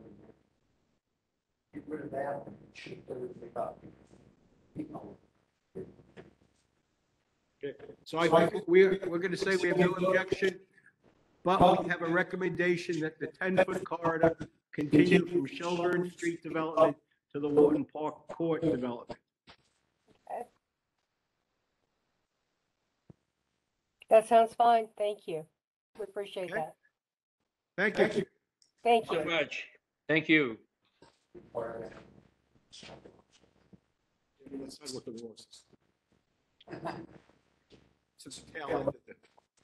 Okay, thank you so much. We appreciate your coming, Lynn. Thank you. again. Thank you very much. Appreciate it. All right. I think Sarah. Okay, so now I'm going to flip this around for you.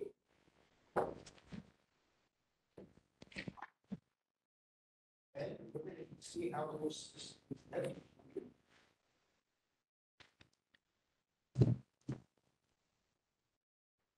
Is that a mic or a camera? That's a camera, that's a mic. Okay. I didn't want to get too technical. Let's have a look. Okay, Sarah. Jeff, are you able to pull up that presentation? That would be great. I'll start talking while you put that up.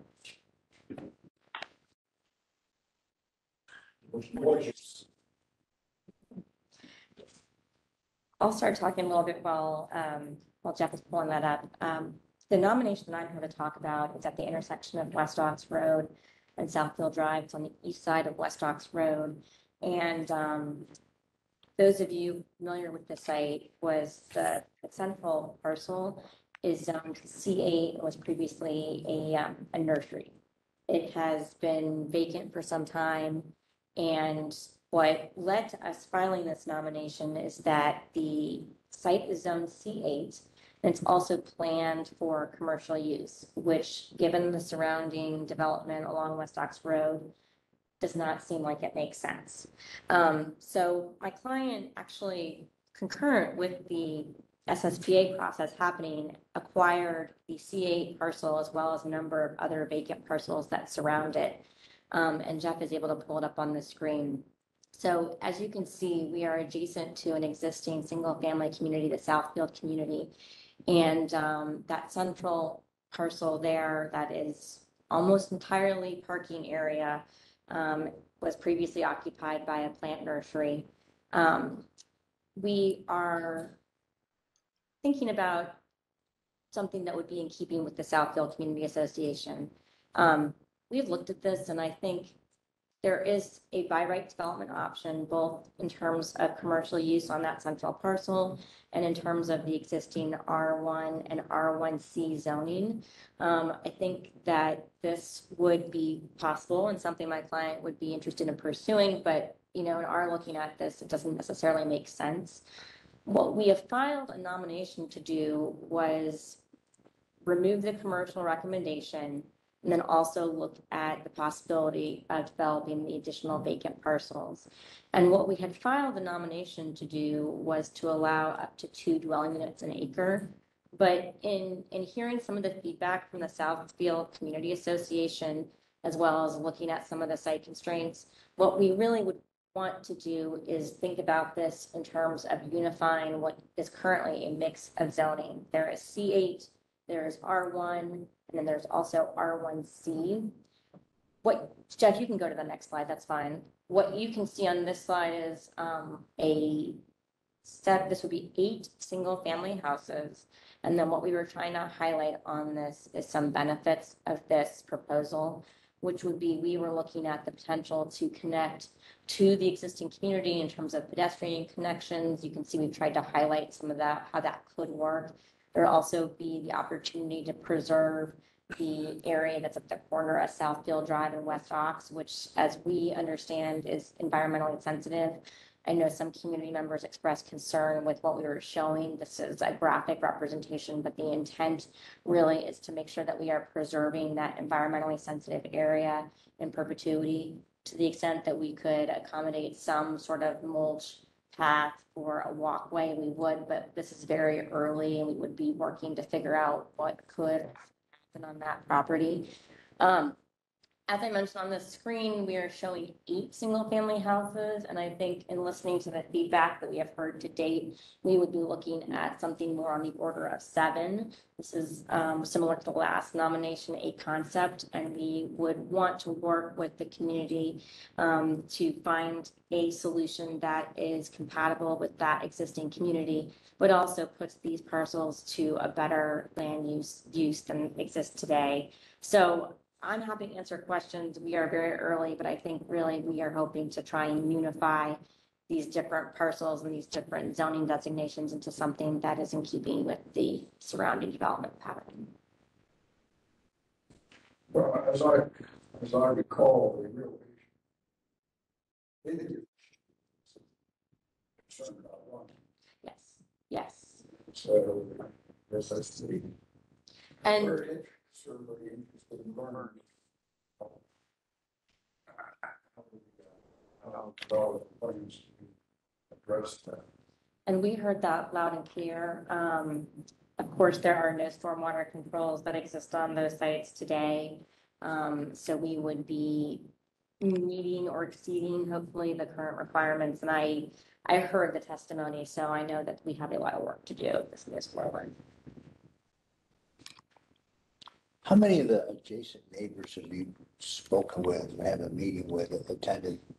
We have, I have had some email exchanges with the president and treasurer of the association, and they have not been wanting to meet. They wanted to hear the discussion that we had at the community meeting.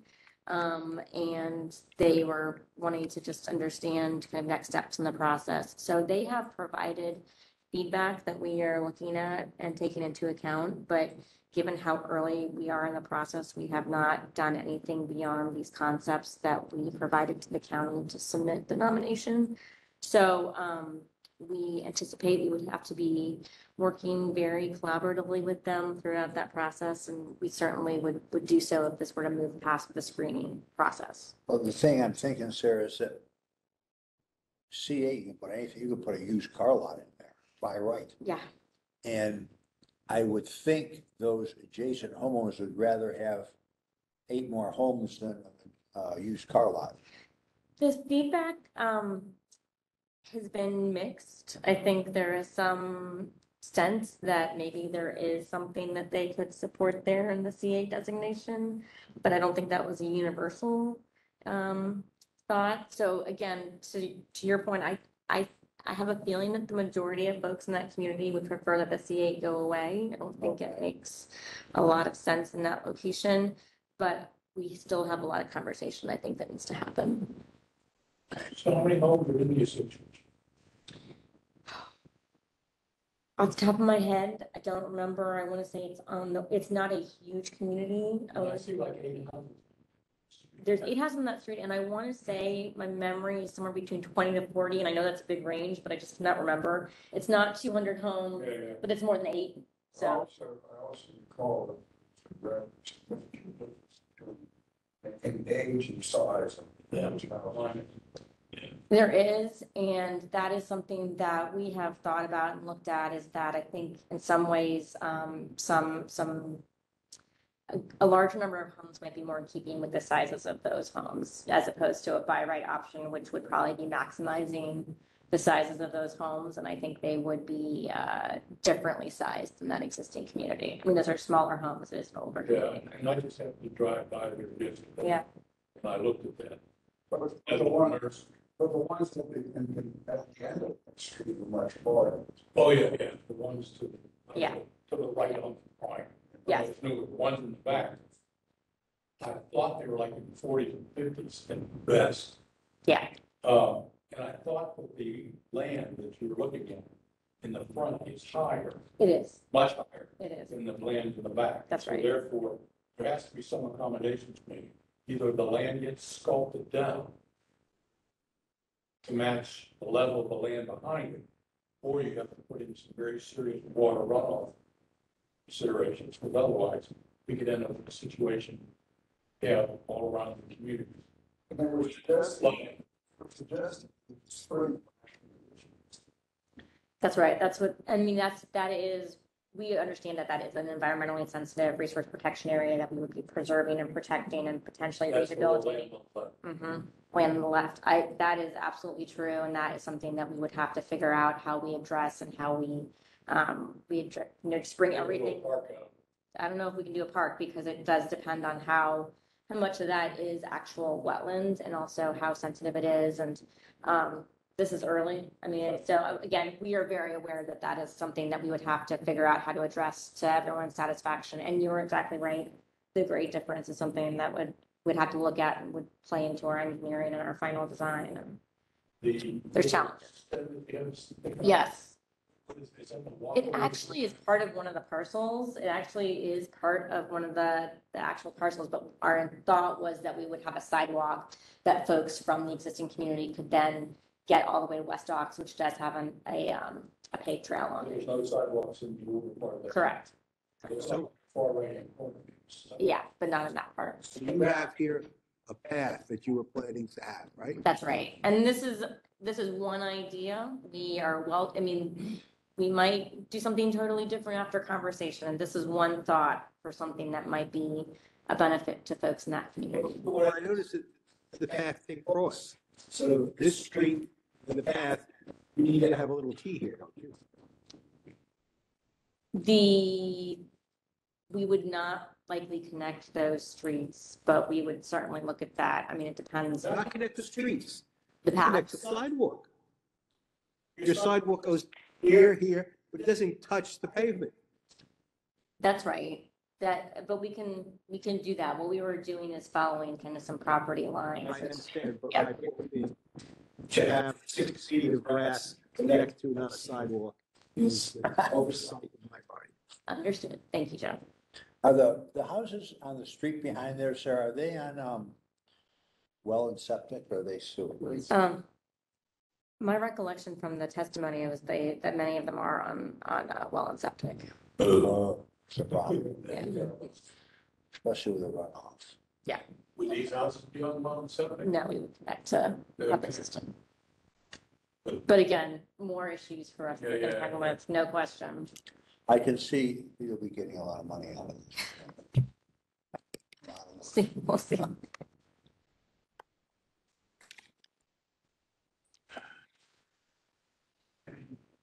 And the older homes on that. They are all R1C. They're all they're slightly one unit per acre roughly, but slightly less because they are less protected. So the lots on average in that subdivision, I want to say, are about 22,000 if my memory serves. I haven't. So a little bit smaller than a half an acre, but yeah, they're about 22,000 on average in that subdivision, and we would be interested in matching that. Yeah. That's half an acre. Yeah. Yeah. 43 by 2. Anything other comments? I think this needs some more work. They can come back and tell us. Well, I understand, but the question is, you were dealing with the zoning, and the question that they want is the planning and a. Oh, comprehensive plan amendment. Yes, we were very early. Okay. No objections. Now, I remember the committee being fastidious in the commercial parts. They were garden sales location. And when they wanted to carry milk and beverages in their offices where they could sell it, the county would say that's not garden related. So I think when you say C8, that grandfather is specific garden use, and that you couldn't just use anything in that because the county was really stringent on those people. I just remember hearing them saying, this person can't sell milk, can't sell beverages, and they're not garden related. And the question then became, are the tools they're selling garden tools? Is a hammer a garden tool? A rake, yes. A hammer, no. I mean, it was just, you know what I'm saying? Chainsaw. Chainsaw, yes. All right, in any case. Something like this, but something that's really important. Yeah. They can't comprehend it. I'll never forget when They rezoned right across the street here, where the Sedona is, the reserve. And the plan commission voted 8-0-4 against it. The board voted unanimous. And I said to Mike, how did they do that? He says, your math was too complicated. They couldn't understand it. Okay. Lincoln Park presented by David Gill. I Thank think you. we're pretty Yes, sure thank you you. have our endorsement that this should go forward. And this is Lincoln Park. And now, David, Yes, Jeff, can you hear me? we can hear you. Speak louder. Can you hear me, Jeff? Yes. Barely. Barely, I gotta yell louder? All right. Yes. I will try to speak up as much as possible. Appreciate you allowing me to back clean up here. I can go ahead and share, but if you want to drive, that's fine. This is a 10-acre site just to the north of the Discovery Square application that we just previously heard. And I'm a land use attorney representing K of Canadian Homes, who has working with the existing office owner of this site on potentially looking at a residential option here. And one of the reasons KL was really interested in that is they were the original builders of the condominium building in Discovery Square. And one of the shortcomings of this site was that, as we discussed previously, its lack of access to retail to make the retail more accessible. And so a lot of thought on our process in coming forward with this plan amendment was to this site to where the Desi Breakfast Club is, over to the food line to get more folks to go there. On top of that, the existing office is frankly about 20% occupied. It is that existing Cox building. If you've been out there and seen it, they face challenges both from COVID as well as the a lot of office is moving to where there are more amenities. And that's one of the reasons office has been a challenge here, is there haven't been as many. One of the reasons Westfield had their larger discussions about the same issues. It is currently approved for 2 office buildings, approximately 150,000 square feet. And obviously, from a traffic standpoint, if these buildings were fully occupied, they would have significantly more traffic than a residential option. If you don't mind going ahead, Jeff. What we're proposing is a mix of 177 units, a mix of conventional townhomes and stacked townhomes. If you look at the Discovery Square townhome area, sort of the area east of Aaron Space Parkway, that's about 21.5 of the acre. If you step going a lot of the ways, it's now zoning and frankly it's down.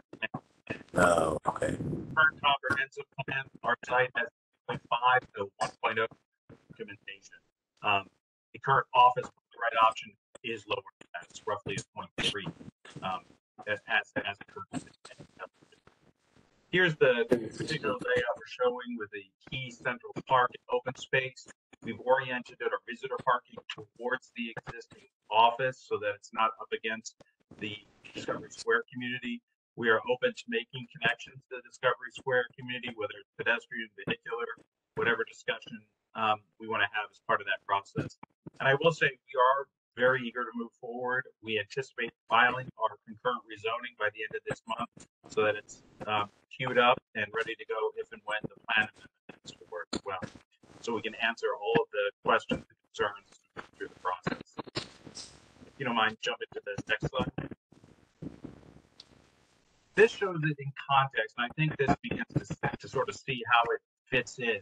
You've got both Rachel Carson, Naismith, the north. We talked about the McLaren Shopping Center earlier. The red on here represents potential sidewalk connections, the new Pilot Solons Park, and the new community center. And we really think that residential at this location makes sense as a capstone for how Discovery Square could work moving forward. If you don't mind going to the next slide or two. This is zooming in, again, just showing the extent of our pedestrian through connections and where all that parking, visitor parking would locate. We have 441 spaces at this application, which is slightly above the requirements of the Fairfax County zoning ordinance, but parking can be imagined. There would like be some pushback from the county to reduce the amount of parking very much shown here. If you don't mind moving forward a little bit. The real emphasis and focus for us was the quality of the open spaces. All of these parks and open space would be open to the public. That's our intent, so they'd be open to Discovery Square. They're a hierarchy of parks serving different needs, from a fitness stations to a playground to a central green to individual grilling and gathering areas. And I think the next couple slides will just show how we think those amenities could work. If you don't mind, just paging forward. And then it also shows some of the views of the particular application as well. So this is just a perspective looking south. Centerville Road there's on the left. You can see the park on the right, and then Discovery Square here in the foreground. We can go to the next one. This is just highlighting how we think some of these particular open spaces could be programmed. You know, you've got grilling area, pavilion, seating. This is the main central space here where we could have games, set up, cornhole, pickleball was mentioned, although the neighbors sometimes complain about the noise, the TikTok noise. But here's the central green with a central fountain feature there in the middle, and then below gives you a sense of the type of quality, the architecture that we're going for. We really think this will be very high quality and complement the existing Discovery Square community very well. This is the smaller Muse parks between some of the townhomes themselves, and children play areas with some conventional approaches and play structures, and then fitness stations as well that would work with the pedestrian network. Again, we're preparing our rezoning submittal. Our goal is to get it in by the end of the month to at least get into the acceptance side of things. I don't think we'll move forward from there until we know for the potential plan amendment. Just in terms of peak hour trips compared to by right, it's a significant reduction in AM hour trips. It is something that we think makes a lot of sense to create that link to the existing retail that has really struggled here. And one of the reasons it has is frankly the lack of rooftops and lack of connections. That's where we think we can really provide some meaningful evolution of how projects has happened over time. I think, Jeff, you hit on that very accurately in terms of how the history's worked out here. So we had a good meeting with the community. We reached out to Discovery Square as well following the initial community meeting, and wanted to hear back from them, but obviously wanted to hear back from you guys as well, and are eager to roll up our sleeves and work with you guys on this project. Okay, any questions? Jay?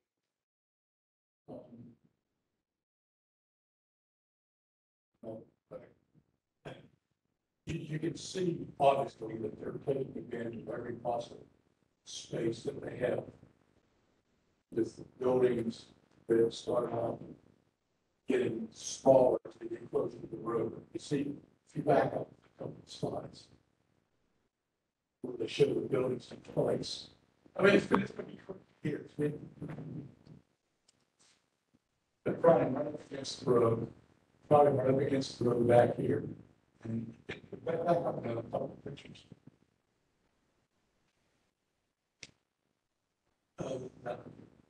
You see, buildings are getting smaller, but they take advantage of every possible spot.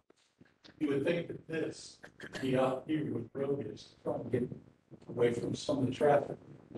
I think the stairs goes to be centrally located. Yeah, I agree.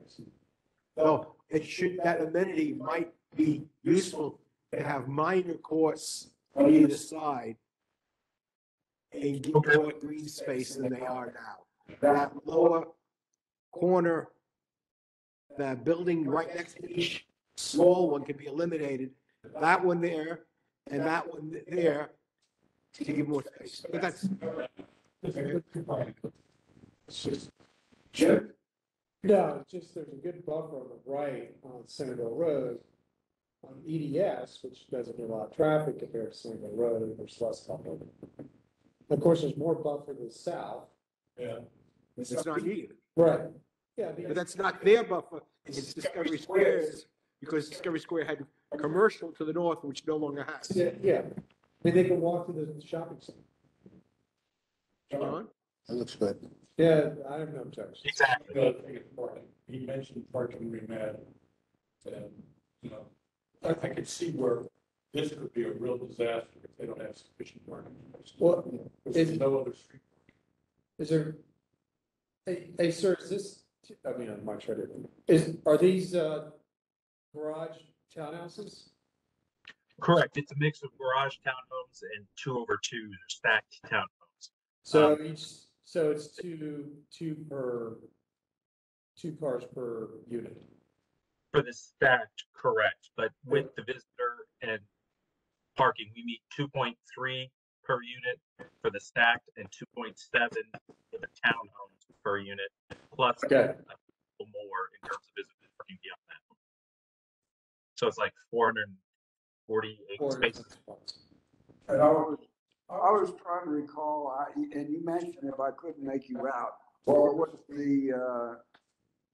the feelings about the residents of the Suburban Square? Yeah, I mean, I think, to put it fairly, I think they still want to have some sort of commercial delivered to them.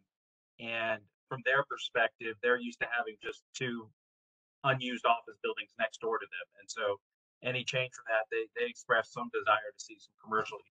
And I'll be candid, I don't think we see it as a retail site for the same reasons that, frankly, Discovery Square hasn't seen it either historically. There's just, frankly, a lot of competition in the corridor. And it's hard to get retail right. Here's some comments I have from walking this parcel quite often. Are you going to put a sidewalk on Edge Drive? Yes. It's missing that. The current east-west route isn't a road, it's a private drive with lots of bumps on it. I don't think it can handle your additional development as it is now. Will you work to create a sidewalk from Edge Drive to Centerville Road so people can walk without walking in the pavement as it is now? Yes, Jeff, I think that's a great point. We can absolutely work on that. Okay, will you work to make that a good two-way street as opposed to the private drive it is now, which would handle all your residential development? Yes, that's a fair point. Part of the reason for this alignment was it honored where our current parking lot accesses that road on the left and right, and minimized changes to Lincoln, who owns the 2 buildings to the north. But I think you raise a good point, and we should have that discussion. Yeah, I don't think this road can handle it. Another item is this parcel is directly under the adverse weather runway approach to Dulles Airport. When the wind is contrary, and they don't use the north-south runways, they use the one east-west. That brings planes directly over the shopping center to your east. And the planes will be flying pretty much over these people's houses. And we recognize that, Jeff. We actually have 2 similar developments. We did the Boulevards and Gallery Park in Westfield, and would expect to have similar proffers and commitments in terms of notification, soundproofing, and all the elements that are required as part of that process, part of this one as well. We weren't too happy with the boulevards, if you remember back then. So that's not a plus in our mind. Understood. Okay? I really believe that the 2 lateral parks could be enlarged. That's a fair point. That's something we can take a look at. Okay? All right, so I'm going to write down some thoughts. Do we approve this with some thoughts? Another question. Jay. How many of those are available for policemen, firemen, teachers? How many of these houses are going to be workforce housing? So under the Fairfax County zoning ordinance, 12.5% would be ADUs, full ADUs, not even WDUs. And that exceeds the requirement. But we're not talking about affordable dwelling units. We're talking about workforce units, which are higher in price, but still Correct. lower than the prevailing market rent. Correct. And the current policy only talks about 8% of units as either WDUs or ADUs. Instead, we are committing just to what the zoning ordinance requires, which is the 12.5% as ADUs only, because of what Supervisor Smith had said to folks on that end of the building.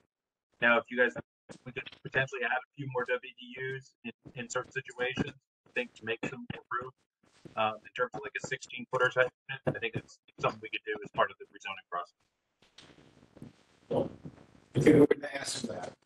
Okay. Come on the road. Yeah, all right. So the points that we are going to say we approve this, our comments are ensure there's sidewalks on the east, on the west side on Ed's Drive, improvement of the east-west connector with a better road that's there now, a sidewalk that connects Ed's Drive to Centerville Road, and the possibility of increasing the lateral park size and including workforce housing. Makes sense to me. Okay, any other comments? Okay, Sarah just left, but she's coming back. Well, hold on, let me look and see who's next on the line. All right, no, Lincoln Park. All right, so we have looked at the ones that we had presenters. We have 4 more with nobody here, and those should be short because there's nobody here to make the presentation. So with that in mind, David, we wish you best. And thank you for being with us. Appreciate it. Okay, so let's look at the ones in question. We saw 1, 2, 3, 6, 8, and 10. So we got to look at 4, 5, 7, and 9, right? So 4. I'm going to turn off the speaker. You don't need to hear me.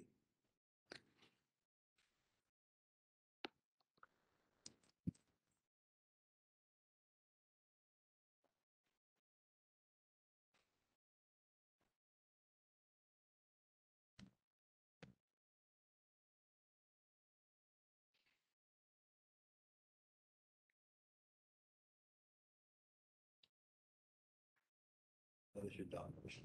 Oh, I got one of those for my grandkids. Okay, when we look at that Why not publish? yeah, number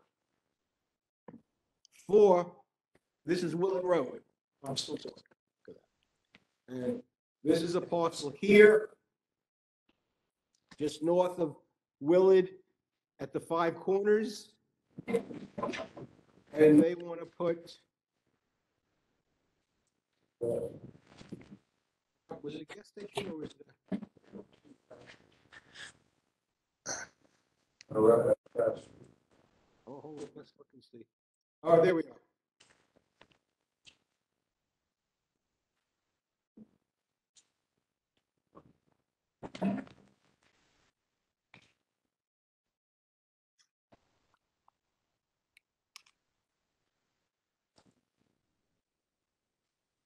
Here's the site.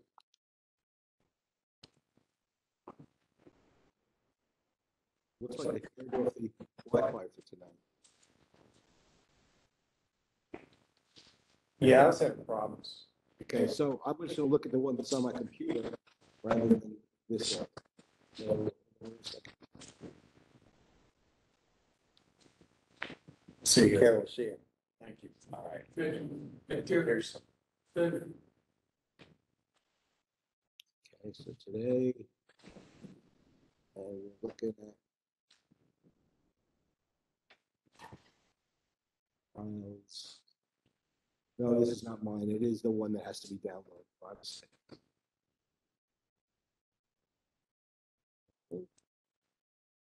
I don't have those on my computer. Yeah.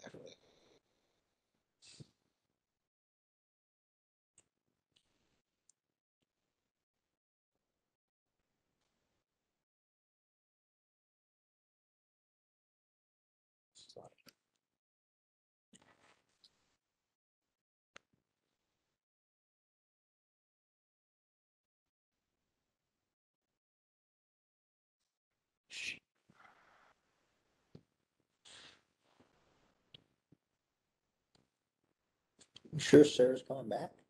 No, I don't think she's coming back. See, I don't think she has anything else to present to us. So we're looking at 4 again. Okay, what they want to put in, high quality coordinated current services uses office, medical office, gas station, associated commercial uses, drive-through restaurant. As you said, right? That won't generate much traffic. Is that right? I mean, So what do we think of this use of this parcel? well, if it's there, where Willard used to go, it's right by Cox, right? Of course, it's the north. Yeah, that's just a vacant parcel. That's what they're saying. Here's the parcel in question. What do they want to rezone it to? Commercial use. That's a good place for that. There's no residential anywhere nearby. All right, so we're happy with that. Yeah, the road structure supports that. No McDonald's, no gas. First around, like, McDonald's, yeah. The next one is 5, and this is land use change, and let's look at see, this is on the famous site where the unknown government agency is. I think it's the FBI. Also, it's there. Here's where the Marriott is, right? Here's where CSC used to be, and Accenture and all these other people, right? What do they want to put there? The FBI? All right. Okay, here. So here what you see, this is what it looks like now. So you have this parcel here, and this parcel here. Okay.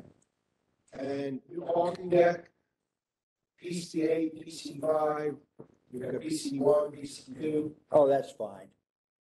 Four Yeah. buildings. More restricted government agency facilities. We're all for that. Okay, all right, no problem. Let's go back to Wait a the, minute. Will it be owned by the developer and rented to the government? Like Discovery? Because if it is, then we get the taxes. I'm all for tax base. so Aaron, Frank, here we are at number 7, and this is on Lee Highway, Clifton. Subunits planned for single family at 3. Existing spot development commercial should not be expanded. They want to put townhouse development at 11. So if you look at this, I know right where that is. here is, all right, this parcel on Lee Highway, Clifton Road, and it's this parcel behind this parcel.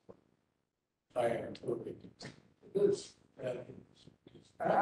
Here, I can describe it to you. it's dumb as dirt. You go to BJ's. You come out Stringfellow Road. Stringfellow hits 29. All right, then There's on the left, you're facing south, there's a vacant lot there, been there for years. Right. One time a bulldozer got stuck in there for years, but they finally got it out. Now they want to put townhouses. this is a quagmire. Yeah, What do we think? They want to sell it. It's gonna, that will run the storefront test. They've been trying to sell it. well, it's such lousy land. I don't know how they could possibly put townhouses in, anything in there. Yeah. They want it, they want it. Cakes. You couldn't head south on, west on 29. You couldn't go north on. Jeff, do we need the speakers anymore? Let me see if I can hear it. The echo in it is, my hearing isn't that good.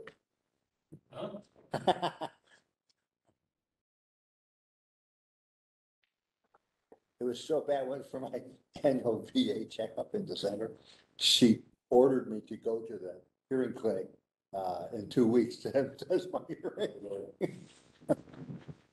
Okay. All right. Okay, so this one is the first one. The other two we said we're okay with. Well, you know what? This would be perfect. You see the monstrosity that they built on the other side of the road. from the 7-Eleven, the house about 5 feet deep. Oh, that one, yeah. So, it's the strangest thing. They're just land banking.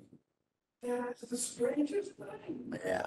That whole strip between Stringfellow and say Bank of America, that whole side of 29 is just a disaster. You can see how this drawing here, as you can see, is definitely professionally made. Yeah. High quality graphics. Yeah. So the question is, what do we think? I mean, the parcel is, Are those single family houses behind them? yes, Make them single. there are townhouses here. Oh, you there can are. see. Okay. Well, again, stuff just being jammed in. They're just pounding it in there no matter how ugly it is. Look how close the houses are behind them. They might as well be townhouses. I can't. Yeah, I can't either. Because then there's see that one up there, upper right corner, there's that house right there, right there. No, that's a 7-Eleven. It would make more sense to combine these two properties and redevelop the whole thing. Yeah. That's a good place for someone. And you guys all know the houses off to the right, those are those mansions. So that one there on the other side of the street. Yeah. That looks like it's vacant, that's the house that was 5 feet.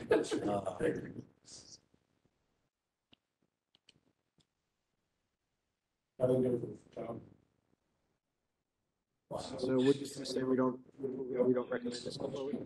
Okay. All right, so let's go look at the next one we had, and that one was 9. Is this the last one? This is the last one.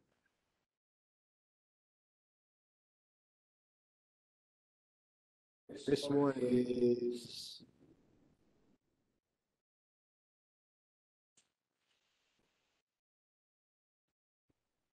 the fire station It's Centerville?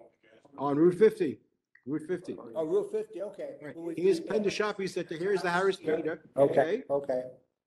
And up here would have been the Old Dominion building, the Korean. Right, the Dominion, yeah. So this is what we're talking about here. And what do they want to do? They want to currently use information too restrictive and would only prohibit any use. District service station which might not be in the original intention. This is a service station in this parcel. Okay, it's the Exxon. Right. The SSPA update would allow for mixed-use development, given the property's proximity to other mixed-use development and commercial and retail. Property board is in position for more flexible recommendations.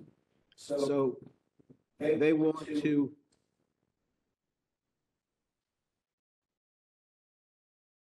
contains an existing service station, provided the existing amount of groceries does not increase, if these 4 service bays are retained. Mini market or car wash could also be included. And so they want to change the development, gas station to other things. That's fine. No. Not this parcel. You can't. That was the one before by Clifton Road. This is way over. See here, here's a picture of what we have now, these 2 parcels. And this is what we're talking about, 6-story residential, ground floor and roof penthouse amenity space. I don't think we want residential on Route 50. No. Okay. I mistook what you said, Jeff. I thought they wanted to redevelop the Exxon station with other commercial.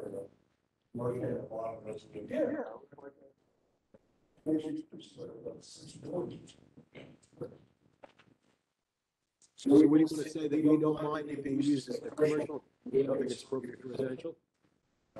Yes.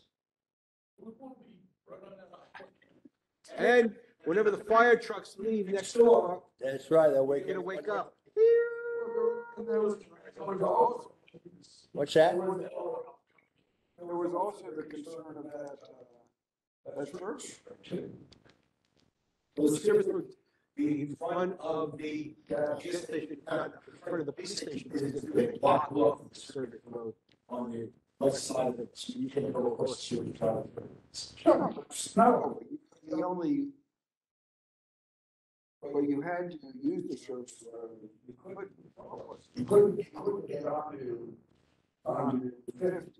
You had to go on the fairway, right. Yeah, down to the next one. Okay, so hold on now, I'm gonna go. Right there. Isn't there a break? This is a break here. Right now. There is a service road. You can make a right turn or left turn, signal me. Okay, so 5 was the, we have Residential behind the. we have Did we have any land use members on the Zoom? Jim. Jim Hart, okay. When you're done here, I want to talk about scheduling. We picked the third Monday of the month to accommodate two people, Ted Christianity and Carol Hahn. I haven't seen them in a year. And it's becoming obvious when staff can't make it. Either 3 or 4 of our land use meetings will be on federal holidays this year. Yeah. Maybe we should move it to the second Tuesday or the fourth Tuesday or the first Tuesday or the first Monday, I mean. Just think about it for next time. Are there any holidays that show up in the first Mondays? All of them.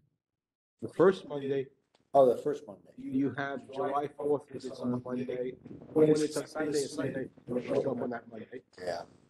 Then there's, how about Labor Day is the first as well. Now, didn't you have some other transportation thing on Oh, yeah. the second Monday? This is our supervisor. So- There's somebody else who's never shown up, but no. Oh, that's true. So how about the second Monday instead of the third Monday? So Why don't we have that as a business item, discuss whether that'll work? exactly. We'll send it. Okay. All right, we don't believe it should be planned for residential with 50. We don't agree that residential should go behind the 7-Eleven. Yeah. Another thing is we could continue this year and then announce now that next year we're moving to the second Tuesday or something. I'll see what he's going to do. Yeah. But we keep giving. Because all the big, other than Columbus Day weekend, that's all behind us now.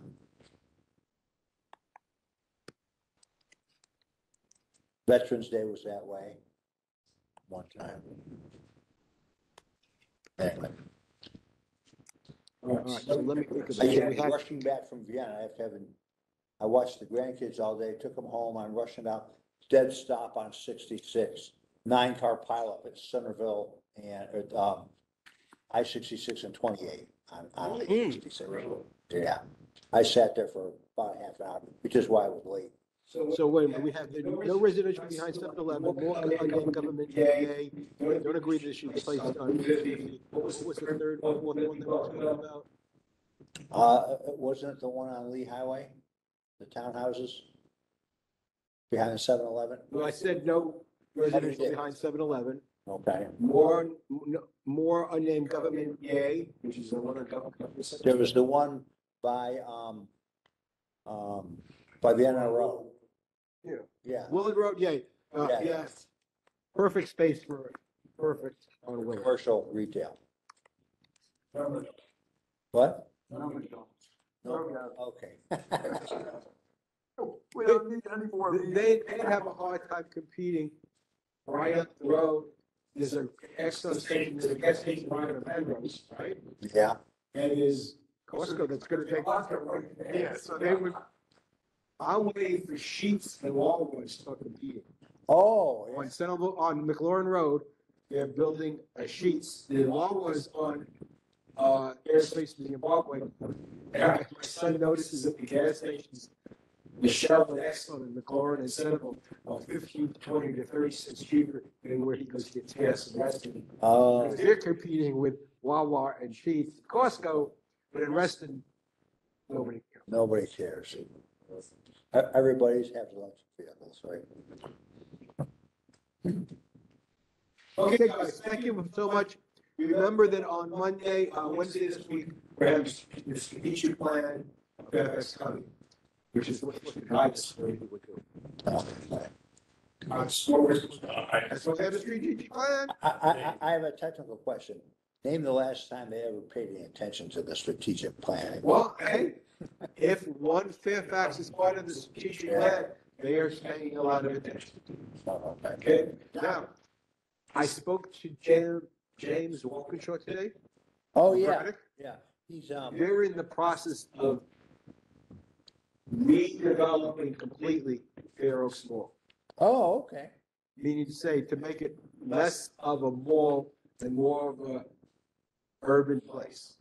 Oh, More housing more housing, yeah, and less big boxes. okay. And it's going to be a multi-decade process, but I think that's being proposed for Braddock. We don't see it. It wasn't sent.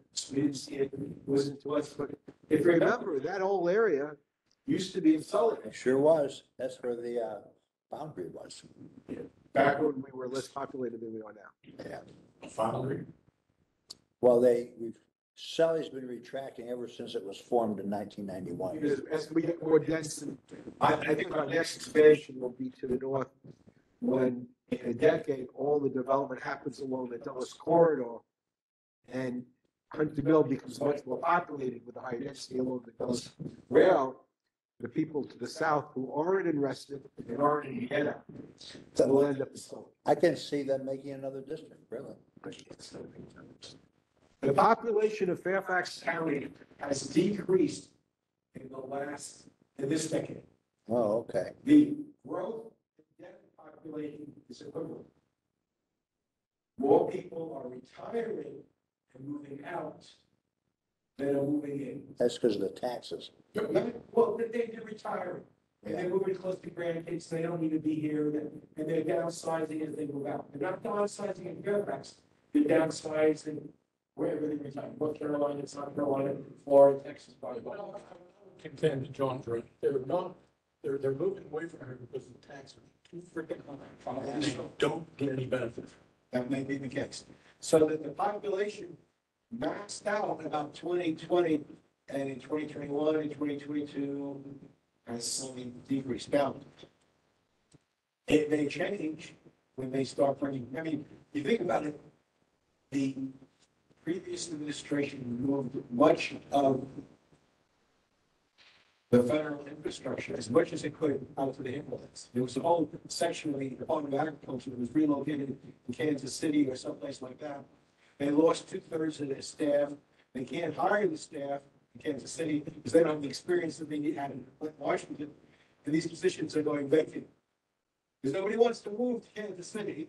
I mean, if they ended up moving to Washington, at least Washington has the amenities goes with Washington. But go to Kansas City and you have the Chiefs. That's it. Give me something else that happens in Kansas City.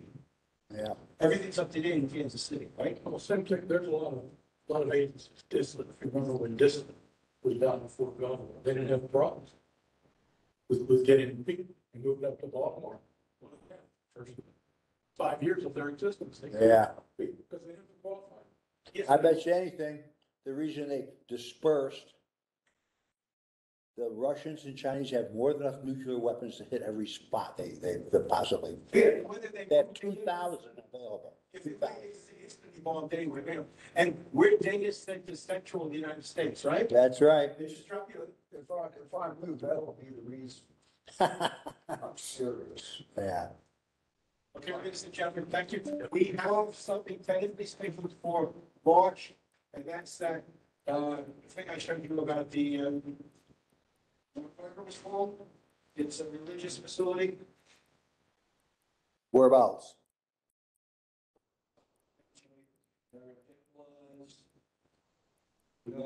This is, it's not yet, all right, joint, the Rajamani Midar Religious Center, which abuts Pleasant Valley subdivision.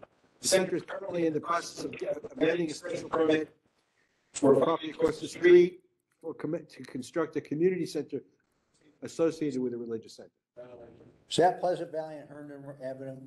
They don't say Herndon, but, or Poland, one or the other. yeah, hold on, I'm gonna search this SPA, okay? That, yeah, the Catholic Church bought that. They already paid for the traffic light. But they're not using it. What? One on both.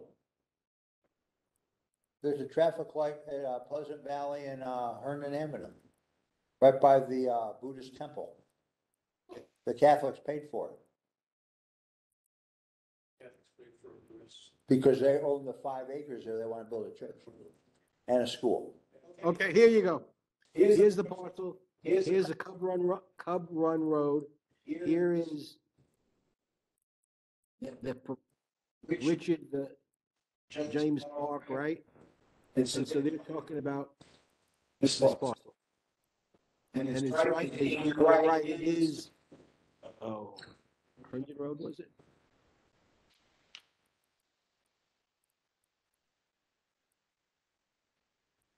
Herndon Avenue. Yeah, Herndon Avenue and Pleasant Valley. So that's what we're talking. So we don't know if they're coming yet. They're working toward it, but they sent me stuff. Okay. Okay, that makes And sense. next month, I'm gonna, on the 4th of March, Kathy Smith and Stella are running one of those TV Channel 16 budget hearings, not hearings, presentations they've had over the last couple of years. We're gonna try to get the people to show up in front of us. On TV. Oh, okay. We haven't had in the past. Are they still having it at the Chantilly Library? What? That Kathy and, No, that's gonna be on Channel 16. oh, okay. It's not in person, it's virtual. Okay, time to go. Okay, thank you, everybody, for coming out tonight. We appreciate your time. We haven't had a round robin like this in a while, but I think. Yeah, it went very well. I yelled at him with the microphone. I need to get this. Because we need to go to a building that they have full. I understand that. What, as I said, I checked out the community center. The community center, not any better because it's not ready to have meetings at one. Well, you saw the news that I got back from mine. They're working on it. Work on it. Can I help you out here, Jeff? Yeah, we gotta start backing things up. We're gonna leave the table set up. Okay. Is this a room we get? No, well, we just, somebody was. Somebody more important. At 7, but I knew it would take me 40 minutes to set up. Maybe they won't be there, folks.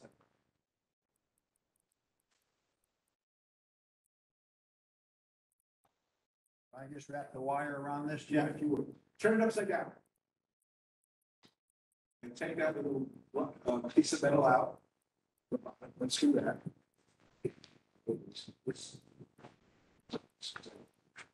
Oh, then, right, we should be able to go. This goes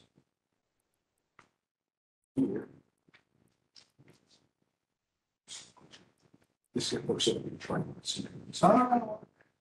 This right here, and then you have the, if you pull it out there should be a cord.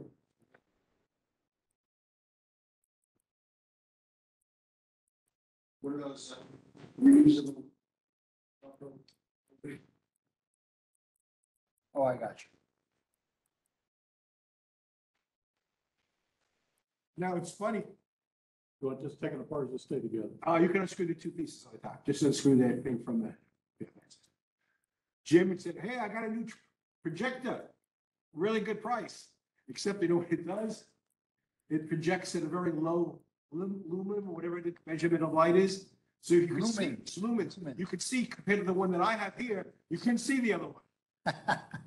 Not that was a good idea, but that was funny because, well, we could do this now. I go, all right, but you can't. All right, exit or leave the meeting. Leave the meeting, exit, end the meeting for all. Save meeting files. Chat to. Yeah. End meeting. You want these left plugged in and just wrapped around? No, you can unplug everything.